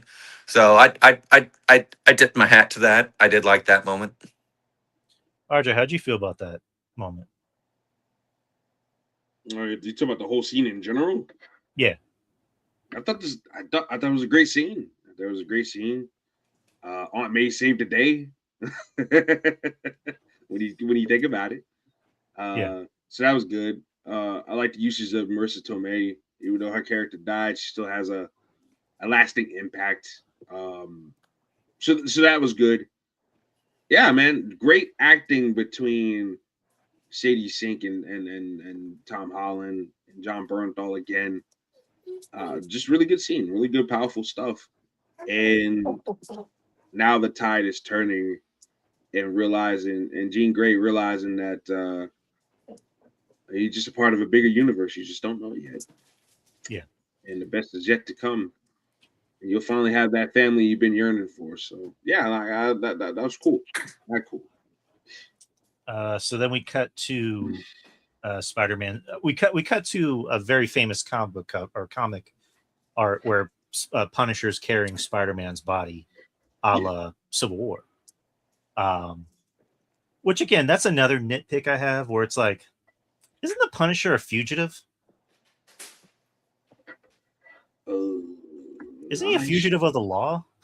No, he blew somebody's face off. Last time we saw him, he wasn't running. Like, how he's able to how he's able to be in public places when they like tip off certain governments where they're like, Frank Castle's at the same hospital as Spider-Man. Well, that was my little nitpick too, because throughout the movie we hear about the thing with Staten Island. We hear about, and then I'm sitting there going like, where does this take place from One Last Kill to this? I was like, what kind of redemption has Punisher gone through to sit there and be able to do something like that? Now, granted, he's not even wearing the same vest either. Yeah, and that's why I was like, I would like to know the time frames between those two. And it's publicly known now that Rosario Dawson had a scene in this movie that they cut. Yeah. So she was in this movie, but they cut it for time, which is again going to be a nitpick we're going to talk about, because they could have went longer with this movie. Yeah. But that could have helped with the whole, well, how did Punisher get him in? How did they cut the suit? Which we'll get to here. But again, small nitpicks. So yeah, Spider-Man's in the hospital, and the whole time Jean Grey's keeping him alive, which I thought was kind of cool. And like everybody in New York, they're worried about their hero. They're right outside the hospital room, and that's when you get to see that New York loves Spider-Man. Loved it. Something that we didn't get in the first three movies. With Tom's, and something we didn't get from Andrews either. Kind of think about it. You got a little bit of it towards the end of 2, but yeah, you got it in Toby, way smaller degree, right? But like in Spider-Man 2, like the scene on the subway, when like everyone's like protecting him, and they're like, if you want to get to him, you got to get through me. All three of the Toby movies. At the end, where they were, when the people were throwing the trash at the Green Goblin, that, and then the train scene from Spider-Man 2, and then the big Spidey fest in Spider-Man 3. I mean, they made sure that, while Spider-Man has his detractors, most of the city fuck with Spider-Man. You know what I'm saying? Like that was dope, and I think that Tom, we never really got that until right now. That was cool. Yeah. So Spider-Man wakes up and Punisher is napping like a fucking dad. That was crazy. That was great. I'm telling you, man, this is the best he's been. Right. And I mean, no bones against him, but this is the best. Okay, I should say this. This is the best that he's been written and portrayed. Yeah, agreed. Put it to you that way. Yeah. That sounds better, because it's not like John Berthal's not doing his job. He's doing his job. You can only work with what you're given. Yeah. So it ends up being a really good scene between them, where they're just having fun. Where like, you know, the Punisher is like, listen, kid, I'm Apologetic. sorry. Yeah. You know, I made mistakes, you know. You crying? Yeah. That was great. And then he's like, are you crying? No, I'm not crying. And they're just like laughing. And you know, Punisher's like, man, I've seen some bravery in my day. That was brave. And you know, he gets up and he sees all the fans chanting for him. And Punisher's like, hey, I can get you out of here. And so he walks out and he sees all the fans and he hears somebody go, hey, it's Spider-Man. And you look up and he's wearing the mask and he's just like, and then it cuts to him in the room going, yeah, everybody was fucking laughing, dying laughing. Oh my god! The thing I loved about that scene is it was great and it was fun, but it also had layers because you know, Punisher would love to have that kind of admiration from his standpoint, and it's just seeing how much love Spider-Man has, and he's sitting there, he's just soaking that in. He's like, yeah. I died. It was fucking great. Also, what I took from that too, speaking of layers, is I think that even just as a parent losing his child, seeing Peter as a child and just talking to him and nurturing him and stuff like that, that's something I picked up on too watching that. That was great. Like I said, man, this is my favorite. It's crazy to say, but Punisher in a PG-13 setting, who would have thunk it? Like one of his best performances. Right. Like, you know, it was great. This is really good stuff, man. Hopefully with the next portrayal we get punishing. Like no more of this being sad stuff all the time. Yeah, I need missions. We need the power drill. You know, we need the, you know, we already got Ma Ganucci. So let's set up Welcome Back. He should have finished her off when he had a chance. Barracuda, like, come on. Barracuda, yeah, I need him gone. That big ball-headed bastard looking like a fake bean. So, anyways, I want him gone. One dead. Peter ends up going to Aunt May's grave and just says, "Hey, I'm going to take your advice. I'm not going to do this alone." You know, I love how I want to say this too. I love how Aunt May has not been forgotten. Oh no, she can't be. She was in charge of Feast. Still a part of. No, I mean just like they like between the grave visits, how she was pretty much a pivotal key into saving the day. Right. And it's not feeling oversaturated too. But once again, it just felt right, and it just felt perfectly in place. Yeah, she's still very much a moral compass of his life. Yeah, like really, really good stuff. Like we definitely don't need Ben. We don't need Ben. We already got Ben. No, I mean, come on. People want to see that once again. We've seen him die, and we've seen him die twice already. Did we really need to see that again? No, I don't need to see that again. I don't want to see that again. So I was as big of a Spider-Man mark as I am. I was fine not seeing it again. I'm cool with that. Yeah, right. Cool with that. So plus, who the hell was going to pay Uncle Ben anyways? Tom Hanks. Tom. Oh Jesus. Let's bring in Tom Hanks to kill him. Oh, tally ho! I'm dead.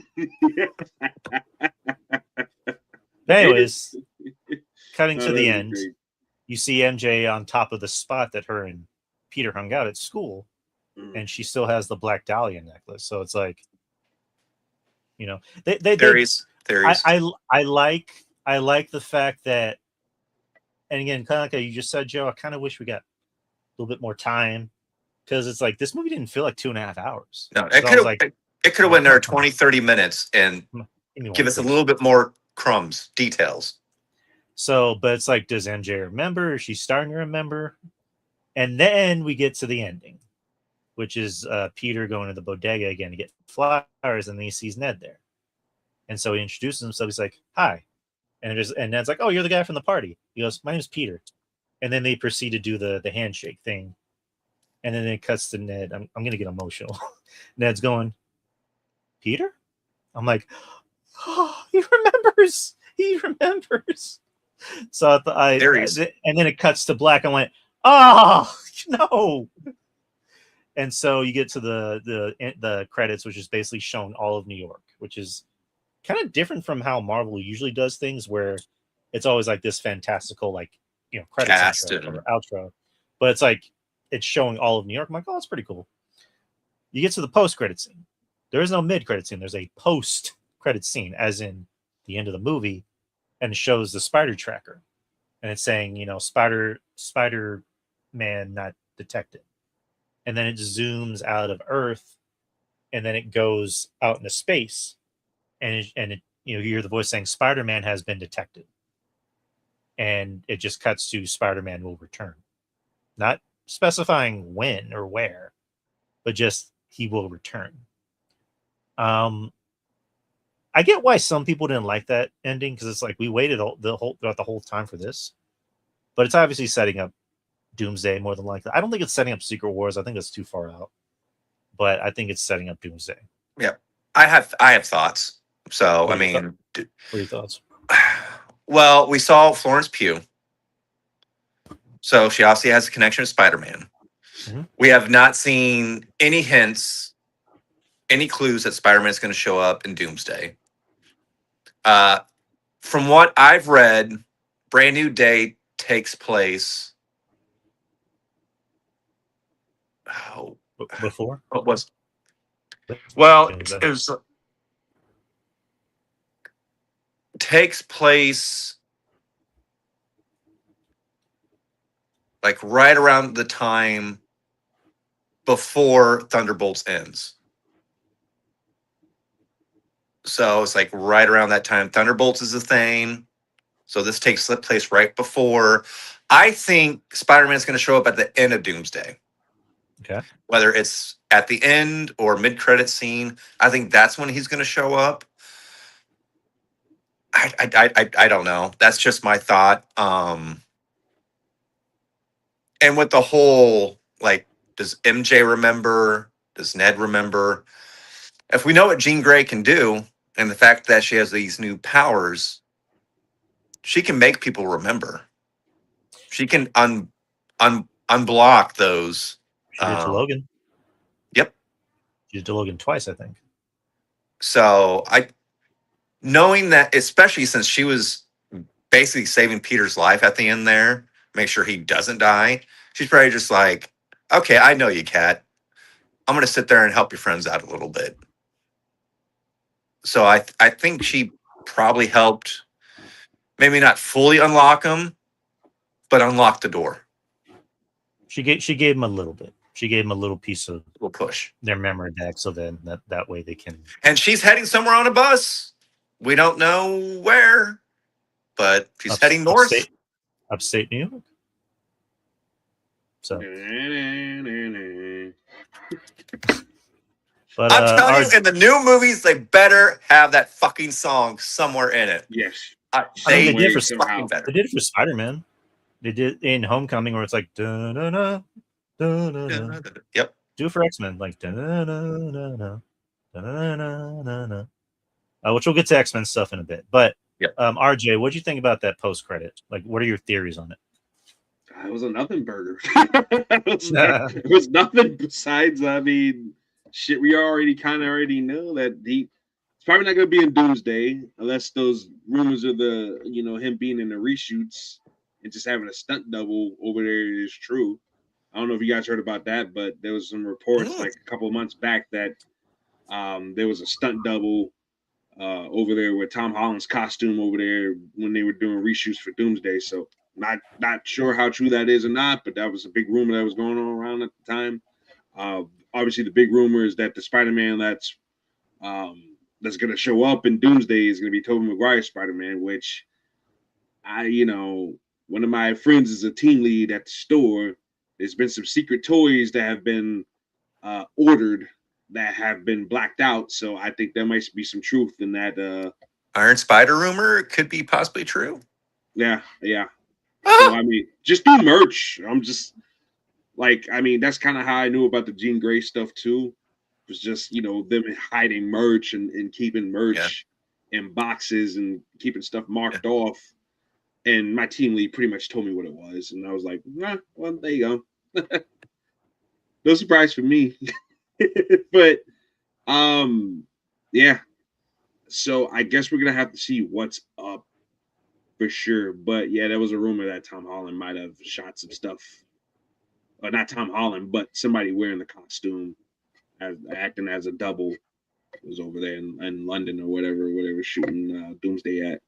So I guess we'll see what happens with that. But he'll definitely be in Secret Wars for sure. I mean, come on, he has to be, right? Yeah. Well, here's my thing too, because for the longest, let's go back a little bit. Mm-hmm. When they started advertising Civil War, yeah, Spider-Man didn't show up to what, the second trailer? Mm-hmm. Yeah. And we only got one Doomsday trailer. So do you think, knowing how fucking well Spider-Man is doing now, yeah, is it dumb of Marvel to keep that secret? I mean, Marvel's dumb in general lately, but yeah. It's like to keep Spider-Man off the marketing team or marketing advertising. I mean, come on.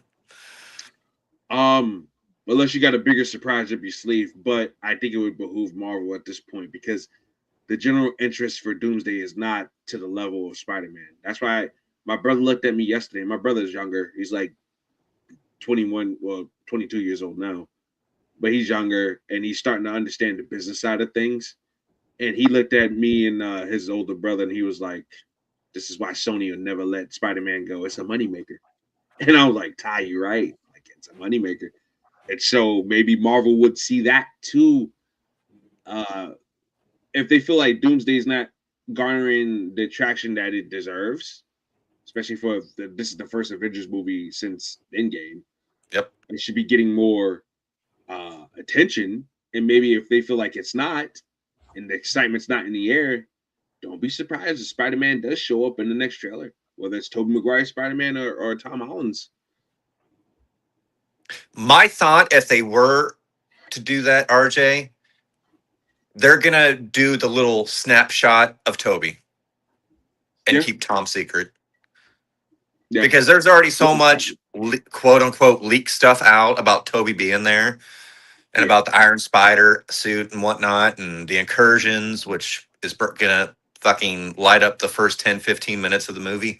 So I can see them doing that and then having Holland show up again at the end of the movie or mid-credit scene and say, like, Spider-Man will show up. We'll be back in Secret Wars. Like, because I don't know, if you're going to have Spider-Man in this movie saying, like, oh, shit, first weekend almost did a bill. Should we market this or not? Exactly. Because you have to flow with the money. And if, like, I'm sorry, Thor, Sam Wilson's Captain America, they're not big money characters. They're not going to set the world on fire. We love them. We love them. Yep. But talking business, putting the business hat on.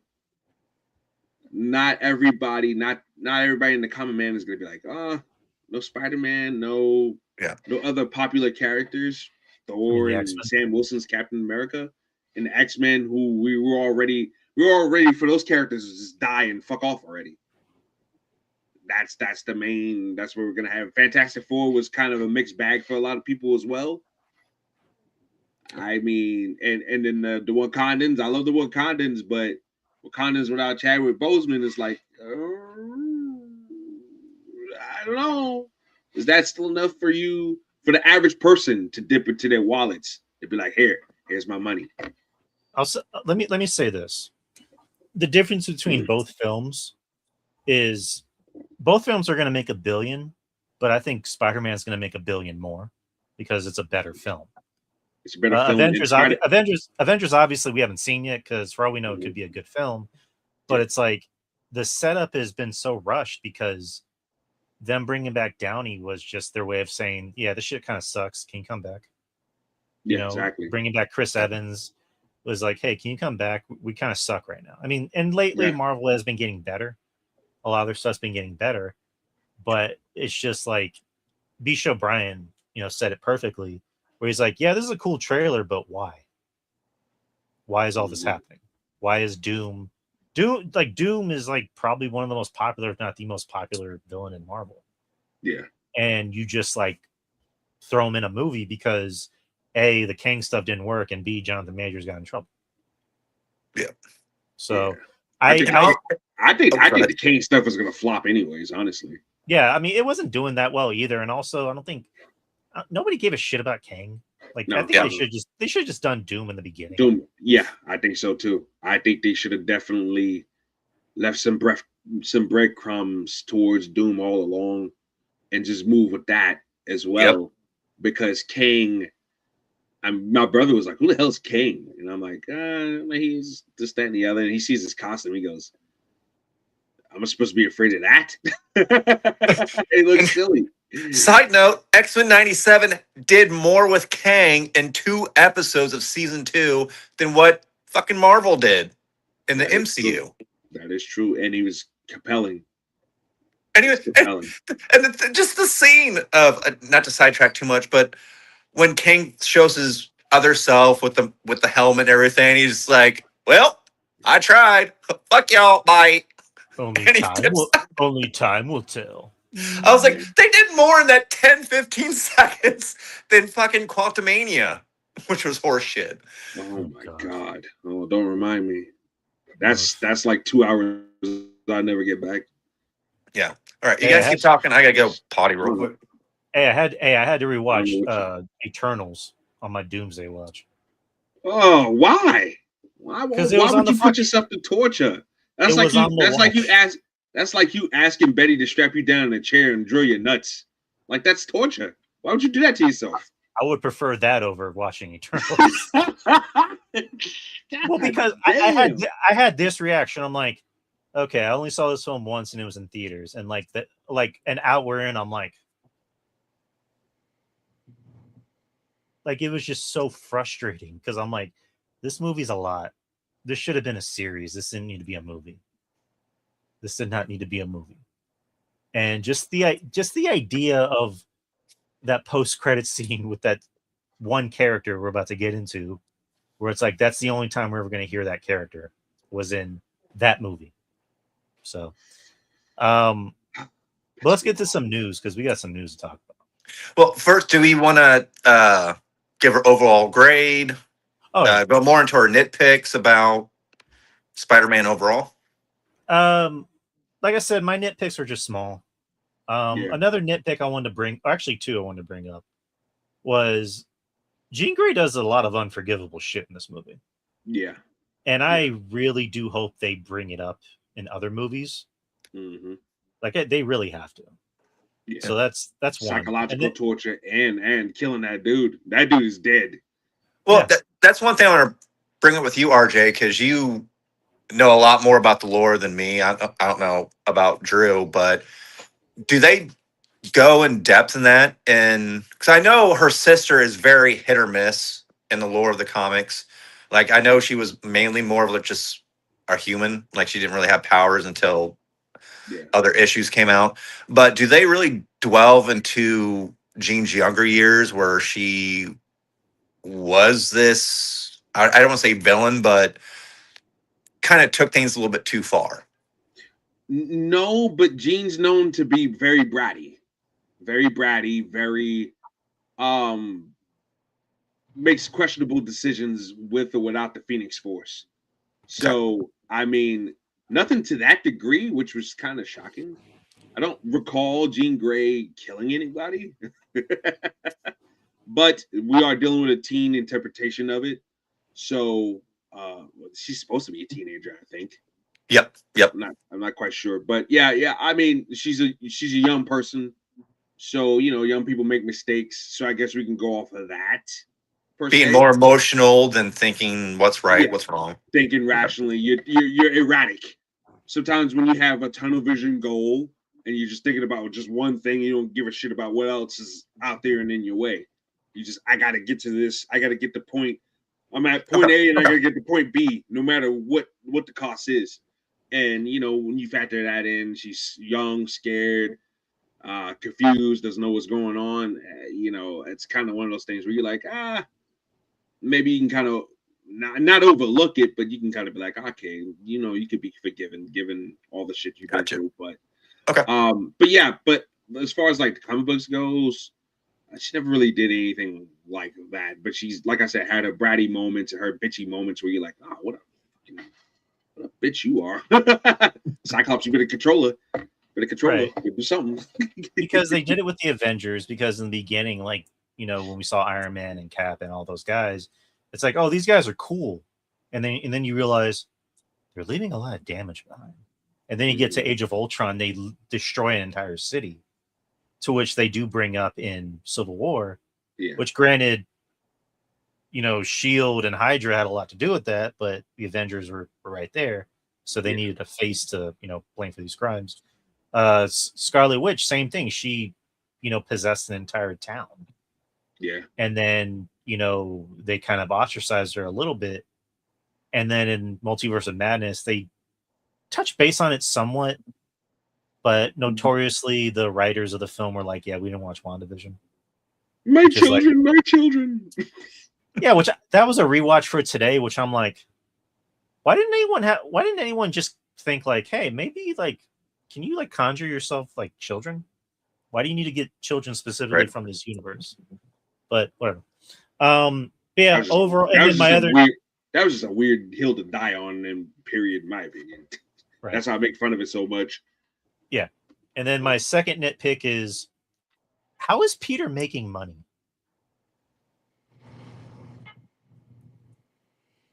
Like, great question. He doesn't really say that he has a job. He doesn't specify how he's making money. He has all this like top-notch equipment. Well, the thing is too, he got Evie from Happy, right? I believe so. But how is he making money? I think they said he made Evie on his own. Yeah, but how is he affording money in an apartment building? That's my question. Maybe Tony Stark left him some of that money. That's one thing. The thing is too, because that's been floating around, because Spider-Man's not forgotten. Peter Parker was, but at the same time, I was like, well, did Aunt May leave him anything? Is he able to get that? I was like, there's a lot of gray area that they really don't address, which, everything doesn't need to be explained, which I do get. It's like, I saw a lot of gripes about, there's no Daily Bugle in this one. I'm like, we didn't need it. I'm like, Peter's going through enough shit. I was like, yeah, he doesn't need Jameson telling him that he sucks like 24/7. Yeah, that's my thing. I love is like this was New York's Spider-Man. Like, people are live or die for Spider-Man. It was like R.J. brought it up in the first Spider-Man, like that thing at the bridge where they're throwing trash at the Green Goblin. It's like you fuck with New York, you fuck with Spider-Man, you fuck with New York. So I love the fact that they really brought that down. Like this guy's our hero. And also, if Jameson was talking shit about Spider-Man, it'd be funny if Frank showed up like, hey, let me tell you something, let me tell you something, Jameson. Don't be talking about my boy Spider-Man like that, motherfucker. Do I need to remind you what happened to your wife? What happened to my wife? What are you doing here? Remember, Jameson, the last time you got a little antsy, your wife ate a bullet. But yeah, I mean, nitpicks were far and few in between for me. It was just, I wish it was longer. I wish we had more lengthier scenes in the beginning for the cameos. Like, I know the guy who played Ramrod said, he's like, yeah, some of my stuff was cut. I wish we got more Tombstone, a little bit more Scorpion, which I hope they flesh out in future films, or like I said, Daredevil or Punisher, which I believe we're going to get more of. But again, yeah, just small little nitpicks like that. Yeah, I think mine was the lack of villains. I wanted more from Boomerang, Tarantula, Tombstone, hell, even Ramrod. Like I wanted a little bit more there. I wanted to explore Spider-Man's villains a little bit more before we tapped into this big mystery thing. And still just the whole Jean Grey. But that's more of a marketing thing, honestly. Keeping her character a secret. That's probably more of a Sony thing than anything. Yeah, right. So that's one of the things. I mean, but movie wise, yeah, that I wanted more villains. I wanted more from the villains, and I wanted more of a setup from for future villains down the road. I wanted that, at least like a seed planted, and I feel like we didn't get that. And of course, with Avengers coming up, we probably wasn't gonna get it anyways. Which if you lay that on the table for me, I'd be like, all right, fine, I can kind of understand that, but still, I just want Spider-Man to go at it with his own villains and have that be the main hook of the movie instead of outside elements and characters taking up the TV, taking up the movie screen again. But I think once again, though, back to the Jean Grey stuff, I do think that, like I said, it was a cautionary tale of what Peter could be if he let his worst instincts take over and stuff like that. So I think at the end of the day, Jean Grey, Punisher, Hulk were all necessary characters to Peter's story. So that was really good. But like I said, I just wanted more from the villains. That's all. But yeah, hopefully, Spider-Man 5, we can turn that around and have more villains for Spider-Man to handle in the city. So. Overall grade, how would you grade this movie, guys? I went 10 out of 10 just because I know I was like, I'm immediately going to buy this. I was like, I'm going to get this on 4K. I was like, give me all the deleted scenes. Give me the shit that should have been in the movie that wasn't. But yeah, I was like, give me, I want, to me, this film, I want to see the extra features. I want the extra material. All right. RJ, what about you? Yeah, 10 out of 10 for me too. I really enjoyed this movie. I really enjoyed it a lot. It was really good, just really good stuff, heart-wrenching stuff. You get your emotional beats. You got your action. New York felt alive. Spider-Man felt vibrant and alive. That's one of the reasons why I couldn't never really get into that. Well, at least the first Andrew Garfield movie, so dark and gritty, and it's like, ugh. But they turned it up a notch here with making everything feel lively, from New York to Spider-Man to the characters around him. The connection with the Wolf, loved that. Like I said, the parallel between him, the Hulk, Punisher, and Jean Grey was great story tie-ins to the point where those characters actually served a purpose in this movie instead of, here, there's the Hulk for marketing purposes and toy purposes. Because my God, if I see another pair of Hulk gloves, I'm gonna snap. But yeah, like they all served a purpose at the end of the day. It tied into Peter's story. Really good stuff. And the action was great. I didn't, like I said, he didn't fight any of his villains in particular. Like we didn't get any long scenes except for with Scorpion. But just really good stuff. And I like that ending scene with the hand. That was great. By the way, what did you guys think about the hand and the rebranding of the hand in this movie? That's kind of one thing I didn't really like either. Was he was just henchman for Metzger. I really didn't like it. Well, that kind of makes sense because that's just kind of how Metzger is, where he's like, these are just kids. They pretty much just needed an adult. I mean, I get it. He's a bullshit artist. I mean, I thought it made sense. That's fine. Yeah. Well, and that's the same thing too. They kind of wrapped it up where Metzger's on the run now. They don't know where he is. Yeah. Probably building some collars. So I think whatever hand was with, and we don't know if it was like the full length of the hand. Could have just been a small portion. Disband from Damage Control and again start rebuilding themselves into future Daredevil episodes. So we'll see where it goes. And as you can imagine, 10 out of 10 for me. I love this film. It's already in my top 3 of my favorite films of the year. It's there with Obsession. I'm like fighting the idea of like, did I like this more than Obsession? Because I love Obsession. And then of course Project Hail Mary and the Odyssey. I love this film. It's my favorite Spider-Man film in a long time. it's in this and the first Spider-Verse film are neck and neck as my favorite Spider-Man film. So 10 out of 10, great movie. Everyone was great. Tom is the best he's ever been. Even like the side characters, you know, like Zendaya, who was in the movie enough, but then again, it's not her story. I think this is the best I've seen her as MJ. You know, Jacob Batalon, I think is his name, as Ned. I mean, he was mainly just there to serve everybody else, but he was good too. John Bernthal, in some ways, is maybe the MVP of the film because this is the best he's ever been as the Punisher, and it was in a PG-13 in Marvel movie. And then, you know, Mark Ruffalo was good as the Hulk. It was nice seeing Savage Hulk, and Sadie Sink was fucking amazing as Jean Grey. And then I got to give props to old boy who played Metzger, the dude from Severance. I thought he was good too.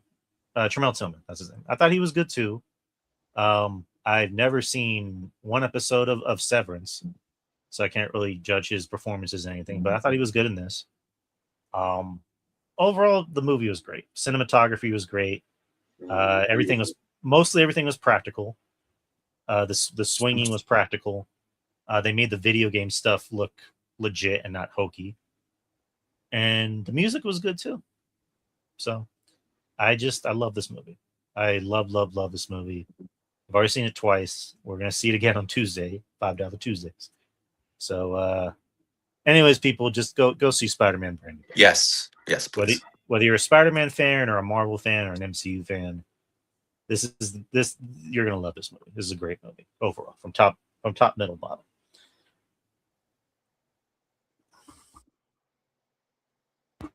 Oh, and Roman won, by the way. Surprise.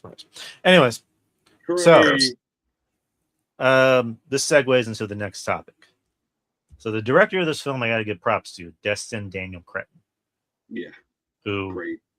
I want to see him come back for more Spider-Man films. I want to see him come back for more Marvel projects in general, as long as they can have him and he's willing to do them. I thought, like I said, Shang-Chi, I don't remember too much about the movie because to me it's just kind of, I hate to say it, kind of insignificant. But that movie, one thing I praised that movie about, Drew, and you know this, we've talked about this over the years, how beautiful that movie was, like visually, especially that opening scene in the forest. That was just beautiful. Yeah. And if you got like a big 4K TV or some shit like that, like I do in my room, it just pops even more. It's like, holy shit, man! Like, we're great visuals here. So I was excited when he got the gig, and I was like, holy shit, he's gonna take Spider-Man places that we probably haven't seen in a while, and he did. So, Destin Daniel Cretton, thumbs up, pal. Yeah, great job. Thank you. So far, he's 3 for 3 because Shang-Chi I liked and love, especially with like the ending when they started like riding dragons. I'm like, it's kind of weird. Obviously, this and then before that was Wonder Man, which was something nobody really expected much out of because I think this had kind of been in the can for like 2 years, and they just dropped all episodes at once, and it's probably one of the best things that Marvel has ever done, and it got nominated for Emmys. You know, Yahya Abdul-Mateen, this is probably my favorite role I've ever seen him in. Like, he got nominated for an Emmy for like best leading actor in a comedy.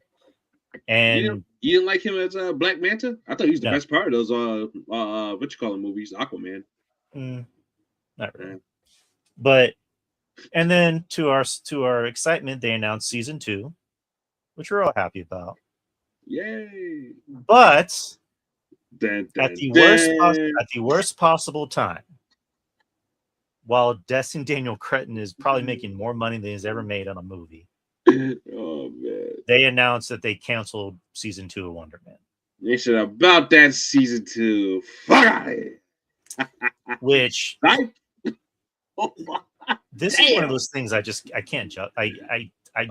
Unless it was a thing of like all the people that wrote it weren't going to be a part of it. Like nothing really makes sense. Like why would you cancel something that got you Emmy nominations, and it's directed by the guy who's directing a movie that is about to make $1 billion. Yep. Unless you have other ideas for the character, but it's like, why would you cancel season 2? You know, I have it right here. So Variety, the co-creator of the show, whose name is Andrew Guest. He was the showrunner and co-creator, along with Destin Daniel Cretton. He took to TikTok on Saturday to thank fans and share his thoughts about the Marvel television cancellation. He said, "Just want to say I've been listening. I appreciate you all. I feel how you all feel, and I just want to clear up when I can here. This is not a marketing stunt. There is no movie in the works, and Destin Daniel Cretton's schedule and no one's schedule was an issue. Yahya Abdul-Mateen, Destin, and Sir Ben Kingsley and I all love making the show, all felt passionately about continuing to do it, and we're eager to. Contract were signed, schedules were cleared." He added, "The writer's room was supposed to start this month. The production was supposed to begin early next year. And there was a decision made internally between Disney and Marvel that this didn't make sense for them, even though a few months ago it did. And that's essentially all I really know." Shame. Yeah. Shame. Yeah. I went into that show not really expecting much, but I was like, all right, they got something here. As long as they keep it at within the flow of a show, because I don't think you can make money in the box office with Wonder Man. That's just my opinion. Just stick with this, and I think you got some really good content continuously for the Disney Plus side of things. But it was like, forget all that. I'm perplexed, honestly. I really am. Because I mean, Marvel's been shooting up a lot of shots, and a lot of them have been hit and miss. But for something that was universally praised by a lot of people, and it caught a lot of people off guard with how good it was. This is the thing they get axed. I don't know, dog. I don't know. Very strange decision. Yeah. Now, one thing I saw too, and I don't know if it was a producer or executive producer, somebody for Marvel said, just because the show's dead doesn't mean the character is dead. And that we may see them in future projects. Which at the same time, I'm like, well, that's still fucking stupid to say that. Yeah, I mean, which will lead to a segue to another character project that has been ongoing for like the last 5-8 years that got canceled too, which I am curious about. I'm pissed off. Go ahead, Drew. Go ahead and say it. Lead it on in. So, oh my god, let's rewind the clocks back, people. Oh yeah, let's go back and put the Band-Aid back on to 2019 at San Diego Comic-Con, and this was fresh off of Endgame when they already announced Disney Plus, all the TV shows and whatnot, and that was when Marvel was in their phase of like, we're going to give you everything. We're going to give you everything you want, your heart's desire. And then the panel ends with Mahershala, or actually, the panel ends with them announcing a Blade movie, to which Oscar-winning actor Mahershala Ali comes out and puts on a Blade hat. I was pretty psyched because I think Mahershala Ali is a great actor. I love Blade. I mean, I think everyone loves Blade. I mean, if it weren't for Blade, we probably wouldn't be sitting here talking about the MCU. Blade saved Marvel. Let's not fucking forget that. When Blade came out in 1998, Marvel was leaning towards bankruptcy. Blade came out, first rated R Marvel property. Well, I guess maybe the Punisher from the 80s was R, but we don't really talk about that either. I don't know. But when Blade came out, it was a huge fucking success. Marvel skyrocketed off of that. It gave Wesley Snipes a fucking resurgence of a career. And just the fact that, like, oh my God. Okay, I'm going to sit there and give myself a breather because I'm going to fucking go off. But the fact that they can't make a fucking Blade movie when it's fucking right there in the comics, when it's fucking right there in so much shit, it's so fucking simple. And you can't fucking make something. How can you not make a movie about a fucking vampire hunter hunting, killing vampires, werewolves, whatever? How is that hard? How is that hard, people? mummies, whatever the fuck. How is that hard? That's not Fuck it, hard. I'll do it. Hell, all three of us could put our little monies together and make a Blade movie. Come on, man. What the fuck? Okay, fine, guys. I'll direct Blade if that's what you want me to do. I'll write the script. I like Mercer. Come on, man. Like, you, the perfect actor, great voice for it too.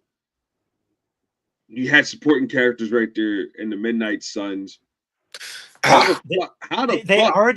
They had a fucking cast. How do Let's you not forget that they had other actors. I know that girl. What's her name? The new Scream Queen or whatever. What's her name? Mia Goth. She was gonna be Lilith. I mean, she still could be Lilith in other things. Aaron Pierre, who was like, "Fuck this, I'm gonna go with DC," and now he's Jon Stewart. Delroy Lindo, who left and got nominated for an Oscar for Sinners. Which, again, fun fact: the costumes worn in Sinners were the costumes that are going to be used in a Blade movie. That never fucking happened. Did. And guess what? In a movie about fucking vampires. Yeah, Ryan Coogler, who made Black Panther, is like, I'm going to make a movie about vampires. Oh my god! Pisses me the fuck off. What the fuck do you not do? You wasted all those multiple directors, multiple script writers. One script, apparently Blade was going to be the fourth most important character in the movie. That's fucking disgusting. Called Blade. That's disgusting, especially for an actor like Mahershala Ali. Like, come on, man. Like, who's proven actually himself. Had to pass on other projects because he was attached to this fucking movie that never happened. Yep. That is the so biggest fucking fumble. Yeah, I blame you, Feige. I blame you, Marvel.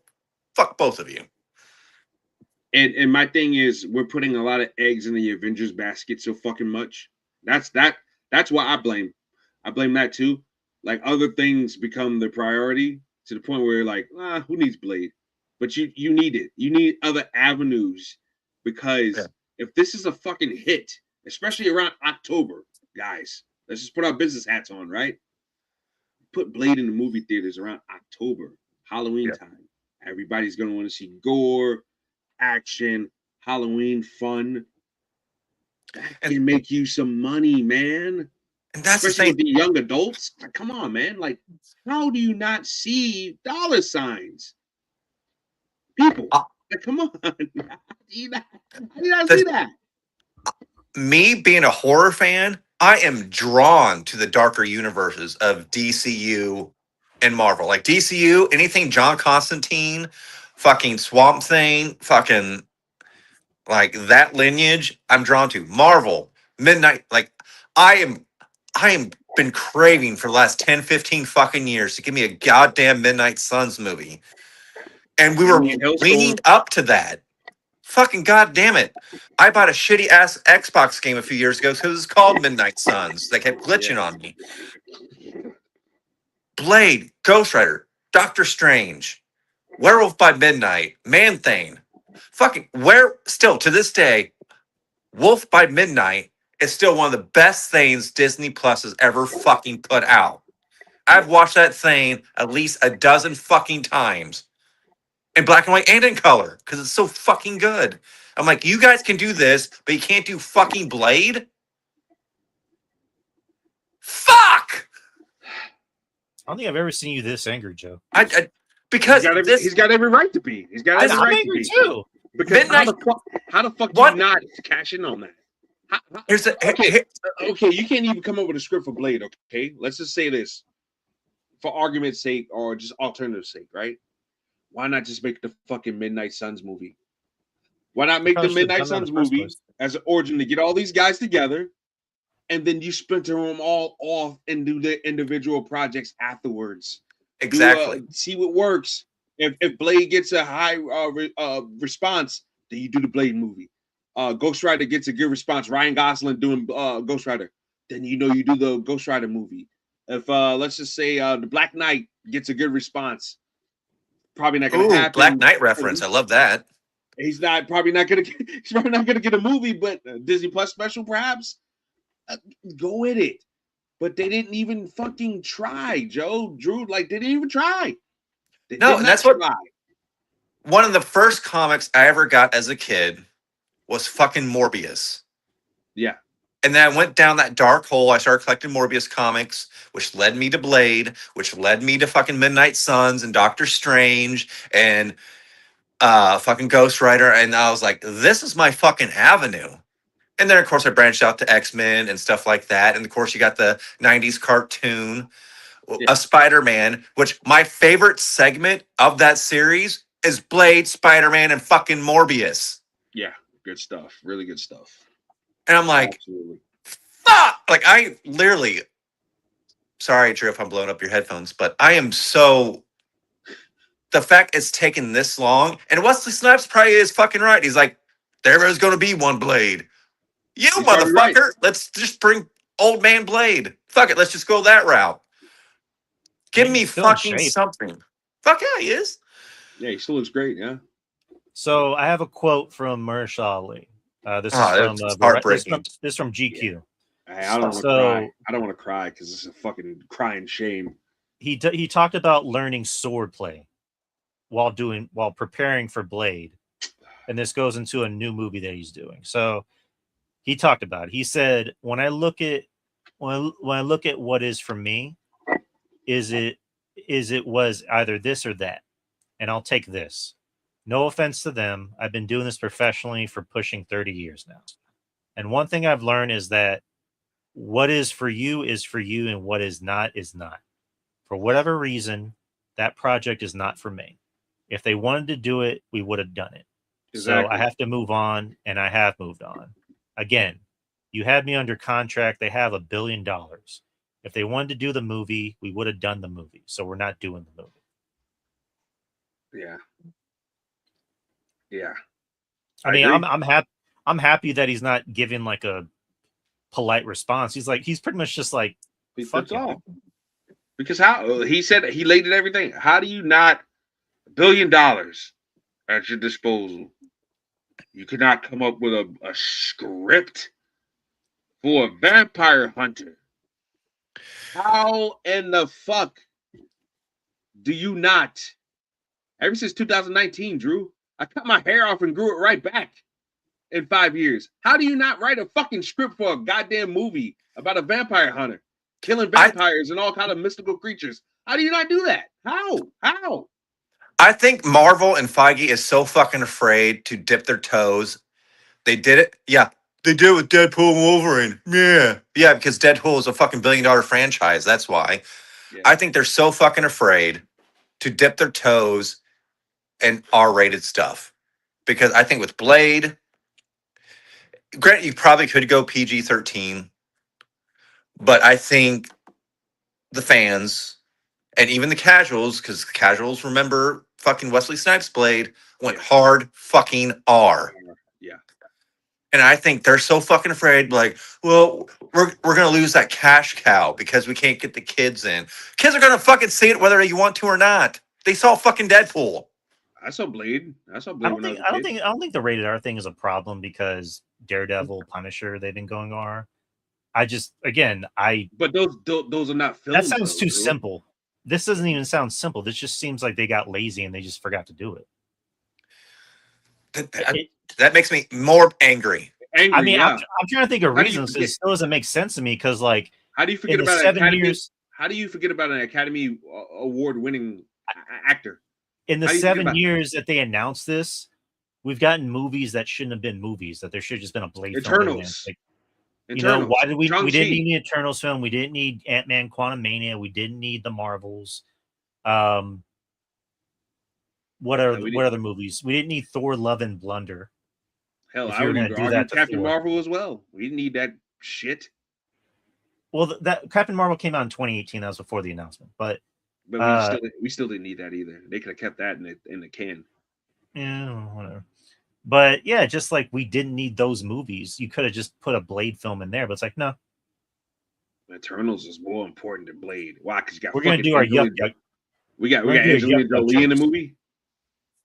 Fuck out of here with that bullshit, man. You gotta be fucking kidding me, man. I mean, really. Like I said, I cut my dreads off in 2019 and grew them right back, almost damn near the same length.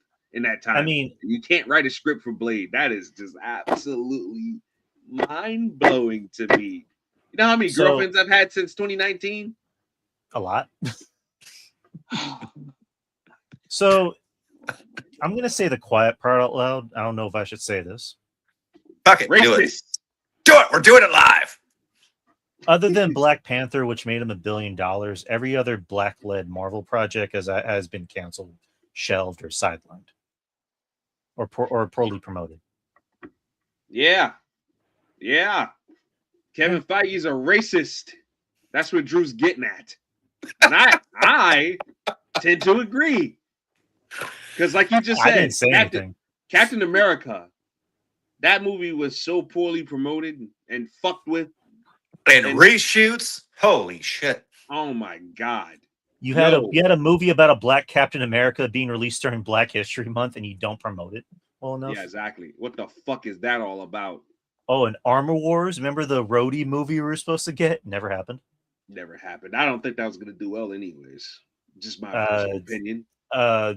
Ironheart was barely promoted. The Wakanda, the animated series, that was barely promoted. Yeah. And then Wonder Man canceled. Blade was just strung along for 7 years until they were just like, yeah, fuck you. You're canceled. Yeah. Kevin Feige, what's up with that? What's the common theme there, huh? Listen here, I got a few things to say about this Black Panther and Wait, Kevin? It's Triple H in disguise. Took me all along. I knew I recognized that cross. Son of a bitch.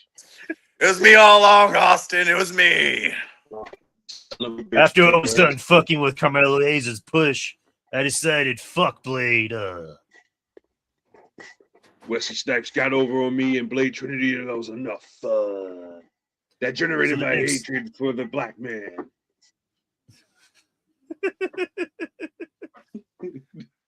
I fired our truth. My daughter just came out instead of being too loud, so I apologize to her and everybody. Okay, let's stop talking about Blade so Joe doesn't scare. I know I'm getting worked up. Please don't clip this and put it on anywhere that it might get views, Drew. Oh, I won't. But anyways, let's end this on a positive note. Let's do some box office and we'll bring him home. Box office. We usually do top 5, RJ. So we're going to start with number 5, which is Moana live action. Boo.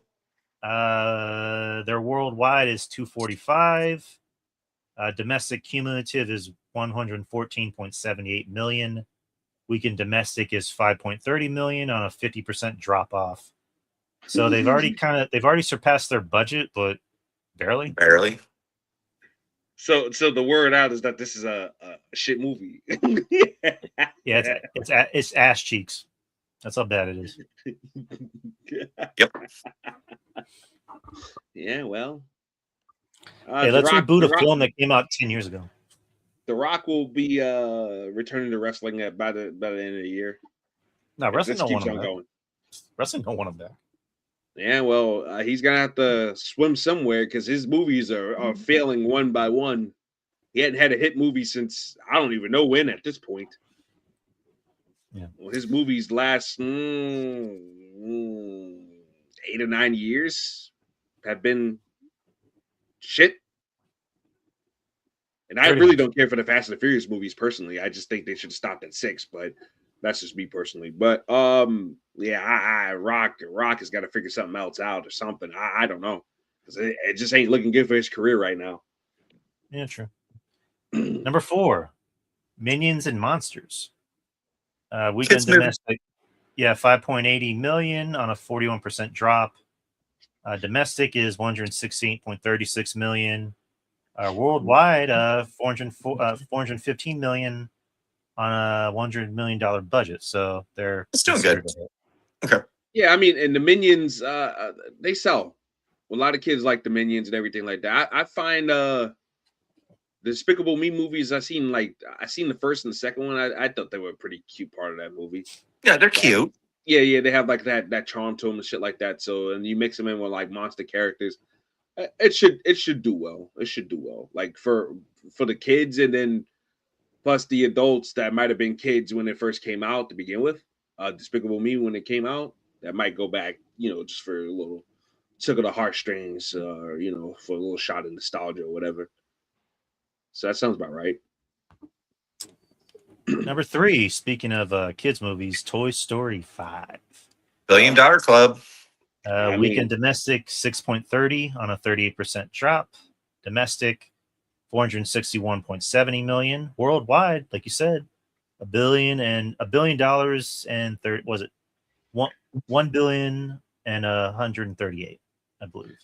Or I'm just gonna say 1.038 billion on a $200 million budget. So we're getting more of these Toy Story movies. They should have ended it at 3, but they're making money off of nostalgia and name alone. So, yep, yeah, we're gonna keep on getting Toy Story movies, despite me. I think they just had a storybook ending in Toy Story 3, and they should have just left that alone. But we're gonna get more. Money talks, bullshit walks. Yep. So the top 2 films are a story of 2 Toms. It's Zendaya's and John's. And John John's, yeah. number 2 is The Odyssey. Yeah. Weekend domestic 51 million. It had a 43% drop. It actually ordered more IMAX showings until September. Wow. Domestic is 395.53 million. Worldwide, 911.40 million. So it's already itching towards $1 billion. They'll make $1 billion easily. Yeah, especially with more orderings of IMAX showings and stuff like that. Yeah, they'll make. Yeah, and it's going to easily be in my top 5 for the year.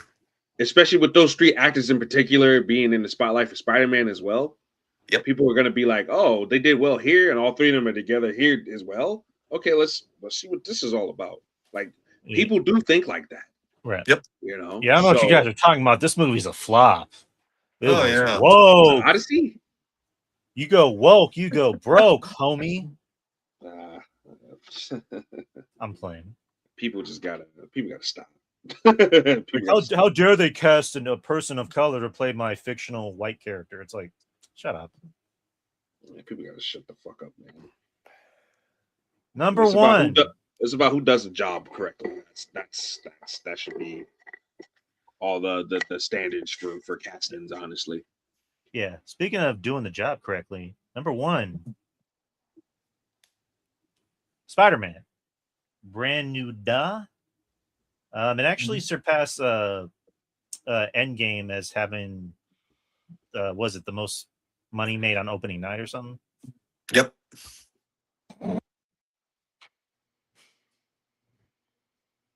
Oh, you're on mute, Drew. Can you hear me? Yes. Yeah. It just came out on Wednesday, and look at it now. Opening weekend domestic 355 million. Jesus. Domestic 355 million. Just said it. Worldwide 927 million. Spidey sells. Fucking week. Spidey's a draw. Like in wrestling, Spider-Man's the top draw in Marvel. He is. Nobody's coming close. Ain't nobody popping out like that for Thor.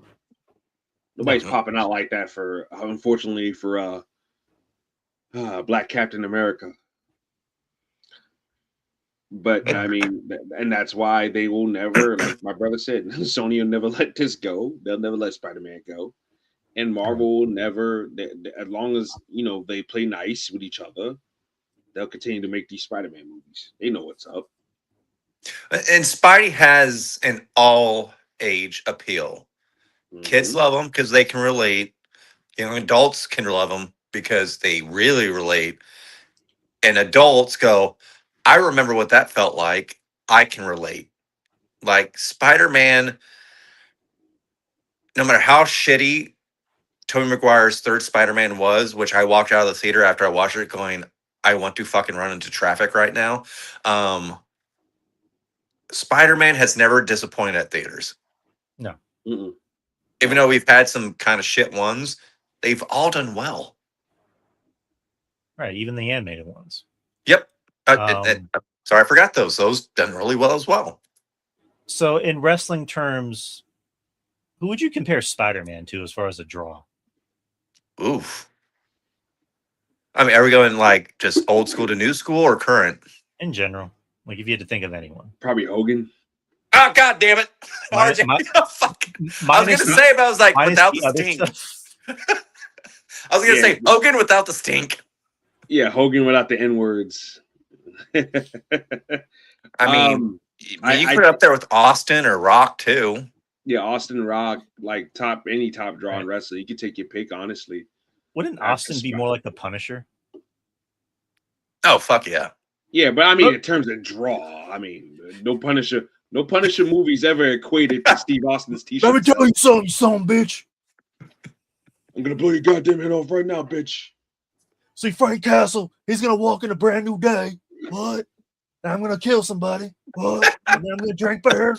What? I drink another beer. What? 3 beers. What? 4 beers. What? Bro, no. But I will say, when it comes to long term, RJ's right. Hogan. Yeah. No, agreed. Because Hogan, I mean, look, my personal feelings aside for Hulk Hogan, he never did anything for me personally, and then plus the N-words, brother. But all that aside, Hulk Hogan, you can't deny his place in wrestling. He's an icon. Yep. You know, global icon, recognizable face. Everybody knows who Hulk Hogan is. You hear his voice, and you're like, "Oh shit, Hulk Hogan." Like, I mean, that's what it's all about. Being a draw is more than just making money in one pit. Hulk Hogan was making money doing video games, cartoons, being voices in multiple cartoons, especially Robot Chicken. Right. I'm watching episodes of Robot Chicken. I go, oh shit, look old Terry, huh? like I'll say this: both of my nieces love Spider-Man. Yeah, that's their favorite superhero. Like for my niece's birthday last year, it was a Spider-Man party. So my nephew's already on the train. Yeah, yes, we're raising. Before Marvel became Marvel, like Marvel was mainly known for Spider-Man, the X-Men, and the Hulk. Yep. So oh, speaking of X-Men, we'll end it on this. I forgot to bring this up. So official this is official because this is on Deadline. One of the cast members for the X-Men movie for Marvel or the MCU was revealed, and that is Samara Weaving, who will be playing the role of Emma Frost. I like that. That's a good casting. I am going to keep it PG and say I'm A-okay with that. And there's going to be a lot of stuff coming out in the next months, years with some fans doing some. That's all I'm saying. That's all I'm saying. I was like, I hope she stays off the web because things are going to get weird. Oh yeah, she knows. She knows that she's already kind of established. And I like the fact that she's known, but she's not really an A-lister. If you get what I'm saying. This is kind of what I want from this film. It's like I'd rather the X-Men themselves, like the mutants, be more like under the radar, not necessarily household names. Like Xavier and Magneto should be more recognizable actors. Yeah. Which there's a huge rumor going around right now. I don't buy it, but did you see the rumor, Drew, about Magneto? No. Me neither. I love Jensen Ackles. I love Supernatural, but Jensen Ackles is he's not. No, he's no Magneto. I was like, I saw that. I was like, I thought about tagging you. I was like, he already knows this shit. I'm not gonna tag him. He could be Cyclops, but he's too old. I'm pretty sure they're gonna want to go young for Cyclops. And they should. Yep. Yeah, there's other actors attached to other roles. Apparently Kaylee Spaney is gonna be Rogue, which again, that's all but confirmed. Right. I like her as an actress. I can see it, but again, it hasn't been confirmed yet. And there's an actor confirmed as Beast, but that's not really a thing yet. Yeah. So, Sony, not Sony, but Marvel, if you're listening, give me fucking live action Forge, please. Can I get a fucking Forge? That's all I'm asking. Who the fuck are they gonna get to play Forge? There's like a gag. There's a shit. Well, I don't think you're the right. shade of color, Joe. There's like a dude, I am a Cherokee. God damn it! yeah. Tell that to the internet. No, like oh my god, he's gonna be eaten alive. You motherfucker! Motherfucker! He's gonna get eaten alive. Hell, they gave my man that they just casted for Black Panther. They was giving him hell, talking about he ain't black enough. I was like, how black do you want him to get? Oh, he's British. It's like, yeah, so Shuri. What the fuck? Well, how black do you want him to be? You want him to be the color of Joe's shirt? Like, come on. What the fuck, man? Well, would Forge be an... Wow. Like, holy shit. People gotta stop. We gotta stop.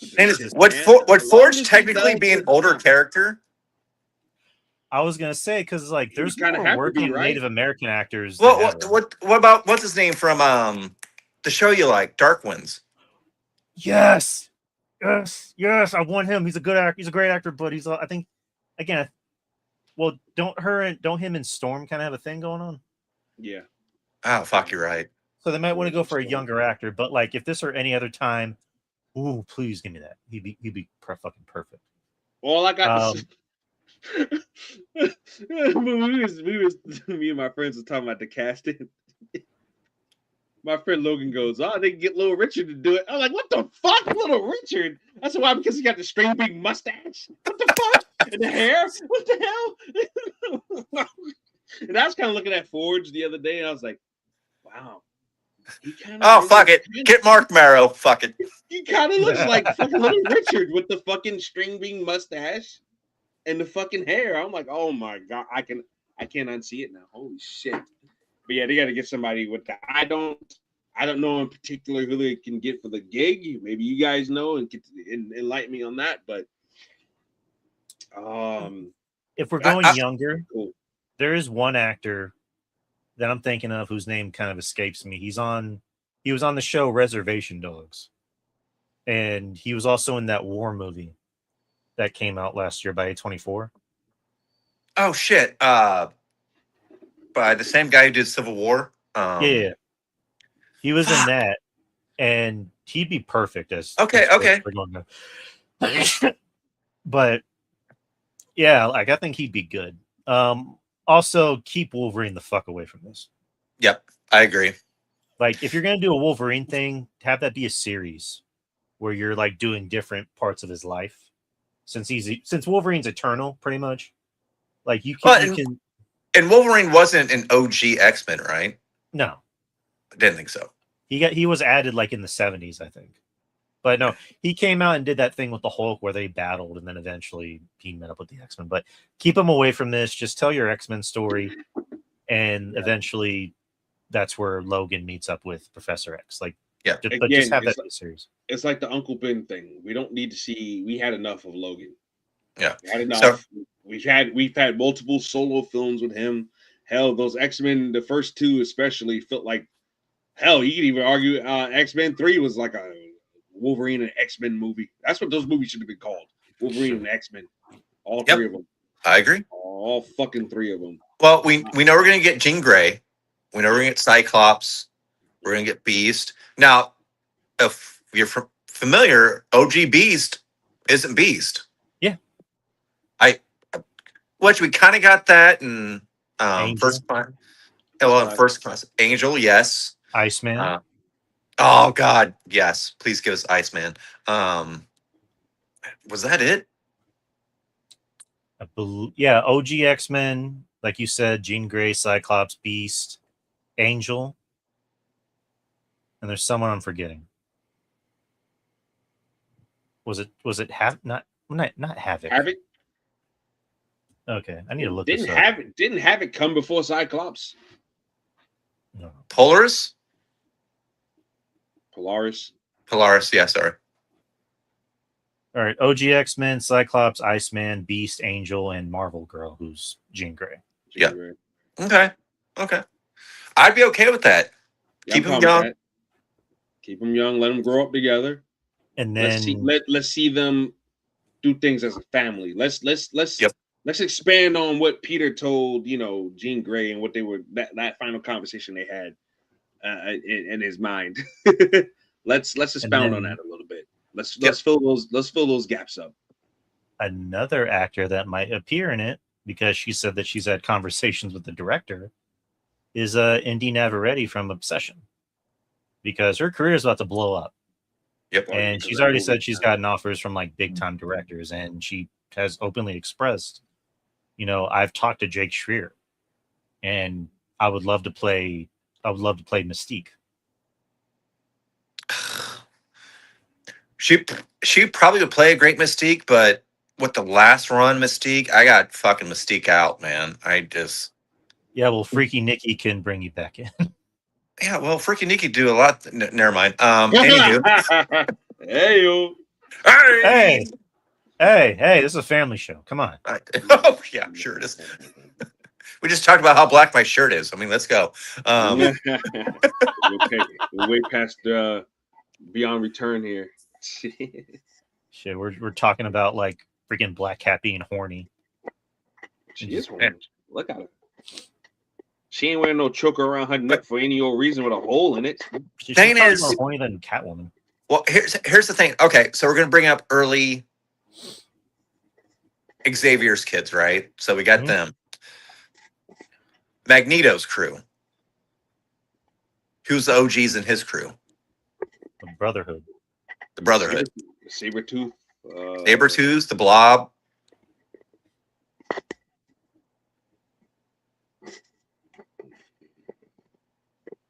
You're not gonna go Omega Red, right? You're not gonna slide. No fucking Omega Red. He needs to be later on. He needs to be on his own. Yep. Right, I wouldn't mind if we didn't do Magneto as the main villain for a while, because we had that in the last movies. I wouldn't mind if we did Omega Red and Metzger and no Stryker, because we did Stryker a bunch of times as well. And Mr. Sinister, like. Yep. See, I wouldn't mind if like the first two films for the X-Men was Professor X, Magneto, both growing the X-Men, growing the Brotherhood, and at the same time, Metzger coming in with his anti-mutant regime. And because if you remember the very first X-Men, they did the whole court scene, Senate. I want more of that. I want more of them saying, hey, mutants are as equal as humans. Like, we need to sit there coexist. And Magneto, like, fuck you. Like, we're superior. We shouldn't be sitting there being told that we're less than. And then Metzger's like, well, I got these collars. You guys aren't obeying the laws. I want to control you. So it'll be interesting if they go that route. So the OG Brotherhood is Toad, Mastermind. I don't know who's Mastermind. Oh shit! Mastermind in the comics, when Magneto finds out that Polaris is his daughter, he uses Mastermind to erase her memory. Okay. And then Quicksilver and Scarlet Witch, for obvious reasons, they're not going to be in it. No. But I mean, you can add in Blob. Yeah. And then Mystique can be another one. You can add in Avalanche, maybe some like ancillary characters. If they're going to add Mystique, Pyro, make Mystique a very BB minus character. Have her there, but please do not make her the focus. I don't think they will. I don't think they will. It's not going to be like Jennifer Lawrence, where it's like she's a hero. It's like, no, she's not. No, make her what she was in the first fucking X-Men with what's her name? Rebecca Romijn. Yeah. She was a fine piece of ass back then. God damn. And she still looks good. I'm not a blonde guy either. I'm not a big, Saw her at San Diego Comic-Con. She's like, ooh. God damn, woman, you got it going on. Fucking Jerry O'Connell. Fuck you. The worst lie that was ever told to me was an Ugly Betty, when they told me that she was really Daniel Meade's brother who underwent a transformation. I said, you liars. I do not buy that that's a trans person. I don't buy it. She's too perfect from head to toe. I don't buy it. Shut up. Trying to lie to me, especially for 2005, 2006 standards and surgery and where we were at then. No, I don't buy it. Fuck out of here. All right, so we already done 2 hours and 43 minutes. I think this is a good place to cut it off. But thank you to everybody who was watching on the stream, whether it was on the YouTube channel, whether it was on Twitter. I think there was problems on the Facebook channel. I just got a notification about that, so sorry about anyone who was watching on there. But make sure you go to the YouTube channel. Yes. The Experience. You get shows like this every Sunday, Real Bites at 6 p.m. Central Time with me and Joe. I want to thank RJ for coming on. Yes, thank you, RJ. Not a problem. Not a problem. For making this show fun. And this was a lot of fun just talking about this. So I want to throw something out there. This was not talked about, but if we want to do this for fucking Doomsday, I'm fucking down. Oh yeah, we got to. We got it. Definitely. We got to. Definitely. I mean, we can maybe even do it for Clayface if you're interested. Oh, Clayface. So I'm still still undecided when I'm gonna go to the theaters to see that or not.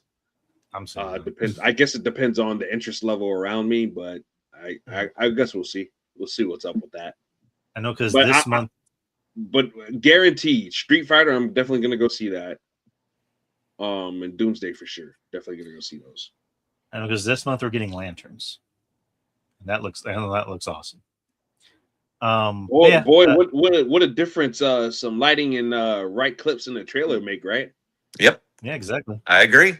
Because we was shitting all over that. I had my pants down and everything doing the squatter. Shitting all over that. But boy, did they turn that around, huh? Yeah.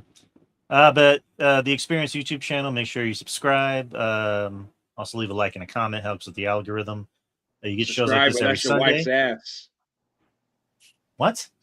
I said subscribe, but that's your wife's ass. Sure. RJ will show up to your RJ and get your wife's Brooklyn ass. Savage. That's right. That's right. Where your wife at? Yeah, where you at? Bring your sweet ass on down here. So RJ will fuck your wife if you don't subscribe to the YouTube channel. That's exactly what Oh, Jesus Christ. Divorce rates go right through the roof. Rob Van Dam. Stay away from my house. Well, you're subscribed to the channel, so you're subscribed to your channel. You're safe. Okay, we're good. You're part of the show. Of course not. I'm not coming to your house. I didn't know what the boundaries were. Especially not for that. If I come to your house, RJ has some moral ambiguity. Yeah, I got some morals. I'm not the Punisher. I just don't go blind raging into things. We're not off the rails, people. Come on. Oh my God. Anyways, but subscribe, and every Sunday you get Real Bites at 6 p.m. Central Time live. You also get the Experience on Wednesday with me and Justin at 8 p.m. Central Time. There's also other shows on there. I do a show with RJ over here called Friendly Neighborhood Marks. I also there's a basketball show I did called Metal Drive Hoops, but the NBA season is not until October, so you can check out some past episodes. I also do streams, so video game streams, and Twitter, X, Facebook, and Instagram and TikTok. Make sure you follow me on there. But that's enough about me, guys. Go ahead and plug your stuff. Hi, I'm Joe. First time caller. Not really. You can find me on X, Twitter, whatever you want to call it, and TikTok at Moose Breath. Long story behind that, which we get on another episode, but I do a lot of stupid shit because that's me. I'm a nerd. I'm a dork. You can find me on both platforms. Again, leave a comment, like this shit, subscribe, comment, retweet, retwat, whatever you want to do. I'm getting tired. I'm old. RJ, it's up to you. You can follow me on Twitter at Little R.J Unlimited, where my words have no limits whatsoever. And I'm doing a show a little bit later on, actually. We're going to be talking about the movie again, going to be reviewing what we thought about SummerSlam. So, my podcast, The Dragon Chronicles, in that that description over there. We're going to be doing that a little bit later on. And yeah, that's pretty much it. All right, Pete. God bless America. All right, people. Have a good night. Be safe, and go see Spider-Man Brand New Day again. Yes, go.